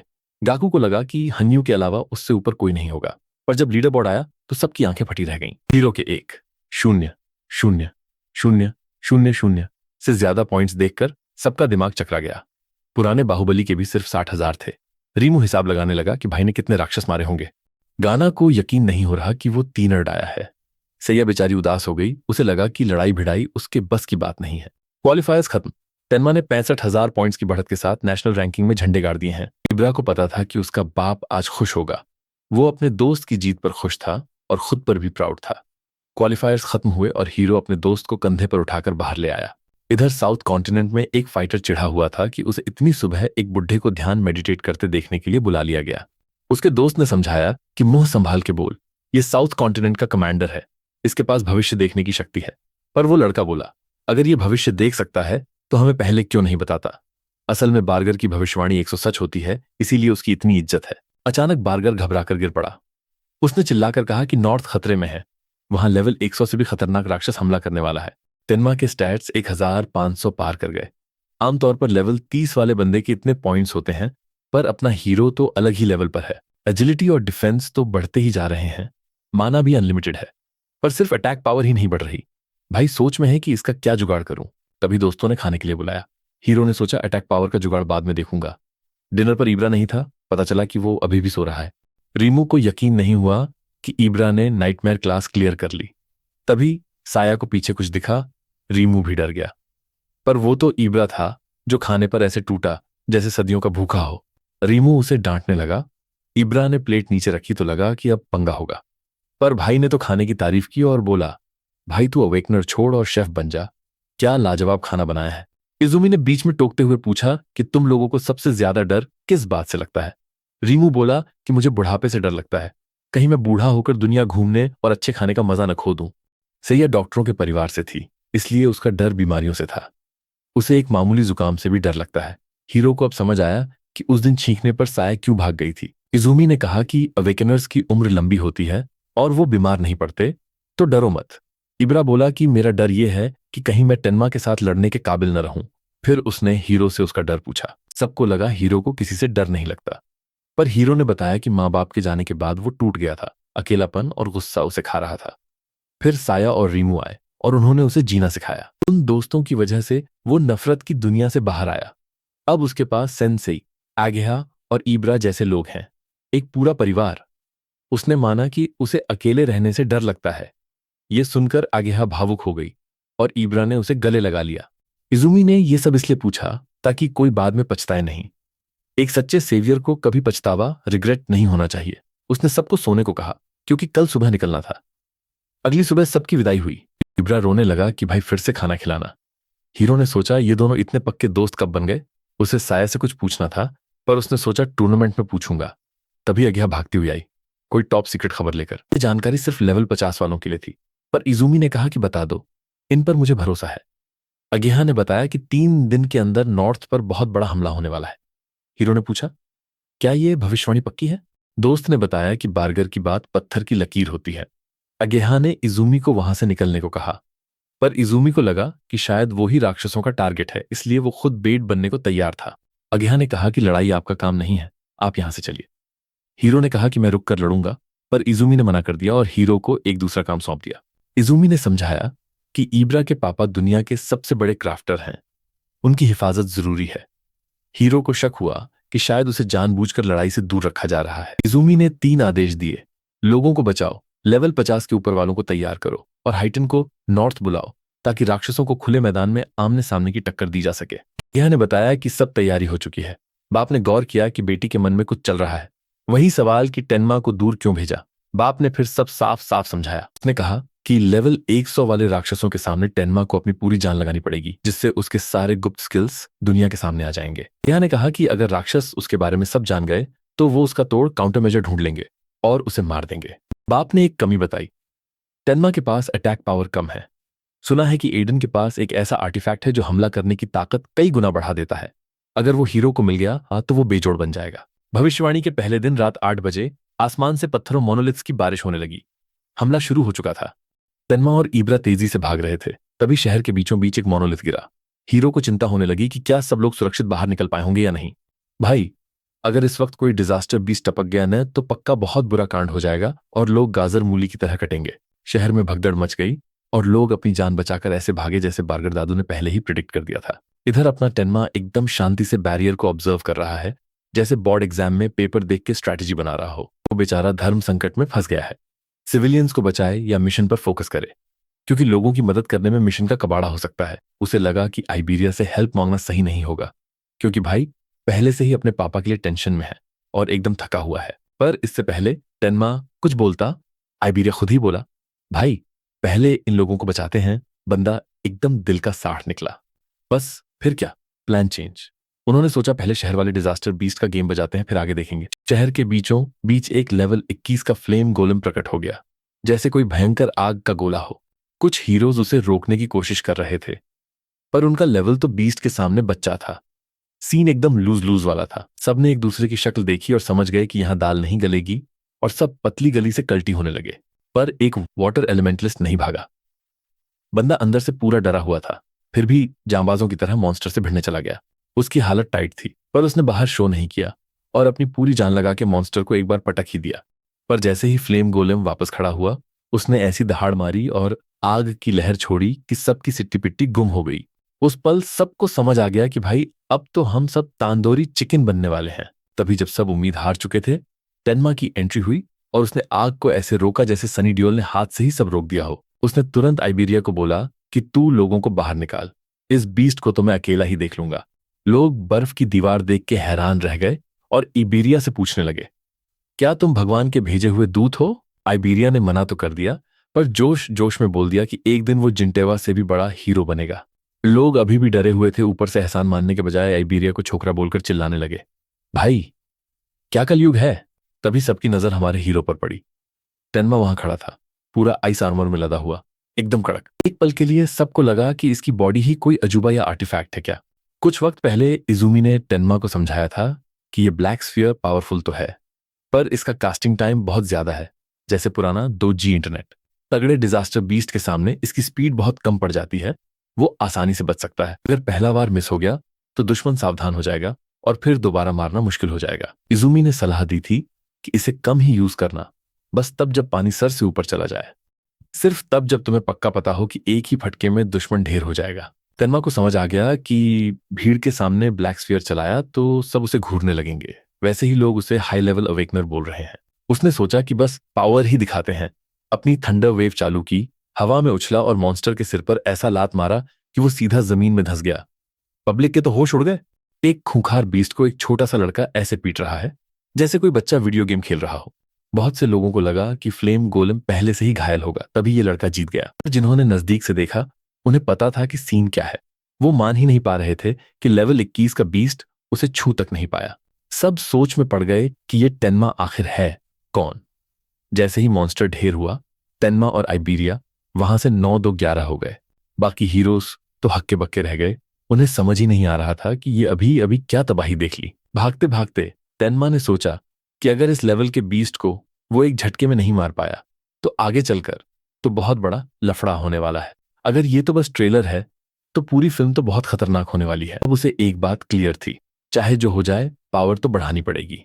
इधर आइबेरिया अपने दोस्त की स्पीड देख के हैरान था, पर तेनमा ने बोला, भाई अगर पावर नहीं है तो स्पीड का क्या अचार डालूंगा। आइबेरिया मान गया और बोला कि अटैक पावर बढ़ाने का एक तरीका है। उसने तेनमा को बताया कि उसके पापा के वेयरहाउस में ढेर सारे आर्टिफैक्ट्स हैं, वहां पक्का कुछ न कुछ मिल जाएगा। और चूंकि वो इजुमी का स्टूडेंट है, उसके पापा मना नहीं करेंगे, एक कड़क आर्टिफैक्ट दे ही देंगे। आइबेरिया तो ख्याली पुलाव पकाने लगा कि उसका दोस्त आर्टिफैक्ट्स में कैसा लगेगा और उसे जल्दी से घर ले जाने लगा। तेनमा को लगा वो धीरे चल रहा है, पर जब उसने देखा कि आइबेरिया की सांसें फूल रही हैं तो उसे समझ आया कि वो बहुत तेज है। तो तेनमा ने आइबेरिया को उठाया और सर पर भागा। आइबेरिया चिल्लाता रहा कि भाई जरा धीरे, पर तेनमा ने बोला चुप रह, बहुत टाइम वेस्ट हो गया है। थोड़ी देर बाद जब वो पहुंचे तब जाके आइबेरिया की जान में जान आई। तेनमा ने पूछा कि तेरे पापा जंगल में क्यों रहते हैं। तो आइबेरिया बोला कि शहर के शोर शराबे में उन्हें काम करने में मजा नहीं आता। पर उसने वॉर्न किया, भाई हल्के में मत लेना, यहाँ चप्पे चप्पे पर ट्रैप्स बिछे हुए हैं। अब तेनमा को समझ आया कि उसे माना क्यों फील हो रहा था। आइबेरिया ने बोला, बस मेरे पीछे चल, कुछ नहीं होगा। तेनमा को तो ट्रैप्स दिख रहे थे, पर अपना आइबेरिया ज्यादा ही ओवर कॉन्फिडेंट होकर सीधा एक ट्रैप पर पैर रख बैठा। वो डर के मारे कांपने लगा, क्योंकि उसने सबसे खतरनाक वाले ट्रैप की घंटी बजा दी थी। अचानक माना बढ़ गया और उनके सामने एक लोहे का भयंकर गोलेम खड़ा हो गया। तेनमा हैरान था कि अंकल के पास ऐसे आर्टिफैक्ट्स भी हैं। गोलेम ने आइबेरिया पर हमला किया, पर तेनमा ने बीच में आकर उसे रोक लिया। तेनमा को पता था कि ये गोलेम उससे ज्यादा पावर रखता है, पर वो इसे तोड़ नहीं सकता था क्योंकि ये तो उसके दोस्त के पापा की सिक्योरिटी है। उसने आइबेरिया से पूछा कि इसे रोकूं कैसे। आइबेरिया बोला, इसके सीने में जो कार्मा स्टोन है उसे निकाल ले, वही इसकी बैटरी है। तेनमा ने अपनी स्पीड बढ़ाई, गोलेम के हाथ पर चढ़ा और पलक झपकते ही कर्मा स्टोन निकाल लिया। एकदम प्रो प्लेयर वाली बात। अभी आइबेरिया चिल्लाया, जूस के रुक जाओ। तेनमा ने पीछे मुड़कर देखा तो एक आदमी उस पर हमला करने ही वाला था। जूस के बोला, मुझे लगा तुम चोर हो। और तेनमा सोचने लगा कि इस बंदे ने बिना किसी माँ के एंट्री कैसे मार ली। हैरानी की बात तो ये थी कि उसकी तलवार अचानक गायब हो गई। आइबेरिया ने इंट्रो कराना चाहा, पर तेनमा बोला, भाई फालतू बात छोड़ो और काम की बात पर आओ। यूसुके ने बताया कि अंकल पीछे हैं, पर संभल के जाना, आज उनका मूड बहुत खराब है। आइबेरिया खुशी खुशी अपने पापा के पास गया और बोला, पापा मैंने क्वालिफायर्स क्लियर कर लिया और मैं रीजन में 4th आया हूं। उसने अपना इनाम मांगा, पर इनाम की जगह उसे अपने पापा से एक करारा तमाचा मिला। बेचारे के अरमानों पर पानी फिर गया। पापा बोले, वो चुराया हुआ ड्रैगन गियर वापस कर। आइबेरिया ने सफाई दी कि मैंने तो बस उधार लिया था, पर पापा ने डांटा कि इसे पहनना खतरनाक है, जान भी जा सकती है। आइबेरिया गुस्से में बाहर चला गया और फिर अंकल ने तेनमा को देखा और पहचान लिया कि ये इजुमी का चेला है। तेनमा ने अपना इंट्रो दिया और बताया कि वो यहाँ उनकी हिफाजत करने आया है क्योंकि एक बहुत बड़ा हमला होने वाला है। अंकल को पता था कि इजुमी बहुत नखरे वाला है, तो उन्हें ताज्जुब हुआ कि उसने तेनमा जैसे सीधे साधे लड़के को क्यों चुना। अचानक अंकल की आंखें फटी की फटी रह गईं जब उन्हें एहसास हुआ कि इस बच्चे का लेवल तो फिक्स्ड है। अंकल को लगा कि ये कोई आर्टिफैक्ट लगा के अपनी स्टैट्स दिखा रहा है, पर तेनमा ने साफ कह दिया, जो है सो है। अंकल को अब समझ आया कि इजुमी ने ये आर्टिफैक्ट क्यों मांगा था।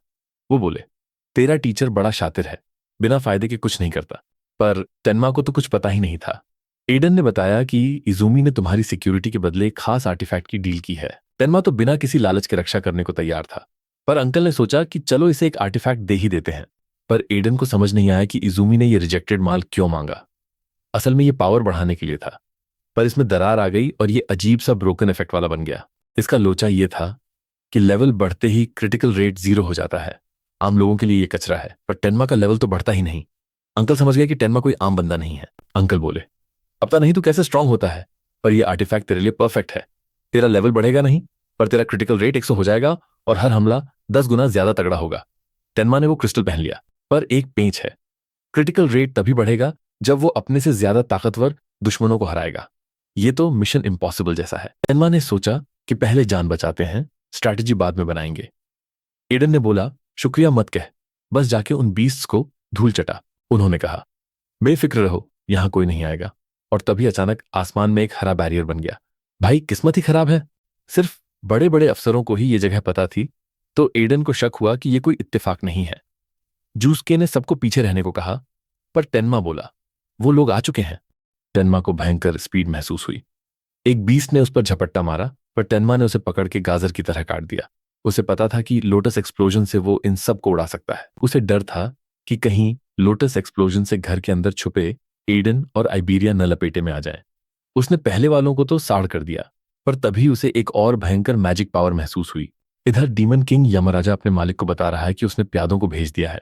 अब उसने पूछा कि असली फौज को कौन लीड करेगा, पर मालिक बोला कि मैंने वहां एक बहुत काम का बंदा देखा है, मुझे वो जिंदा चाहिए। यमराजा ने पूछा कि क्या किसी डीमन किंग को भेजें, पर मालिक ने मना कर दिया और एक डीमन जनरल को काम सौंपा और मेन फौज के लिए ए पीटिंग डीमन को चुना, क्योंकि उसे इंसानों का मांस चखे बहुत दिन हो गए थे।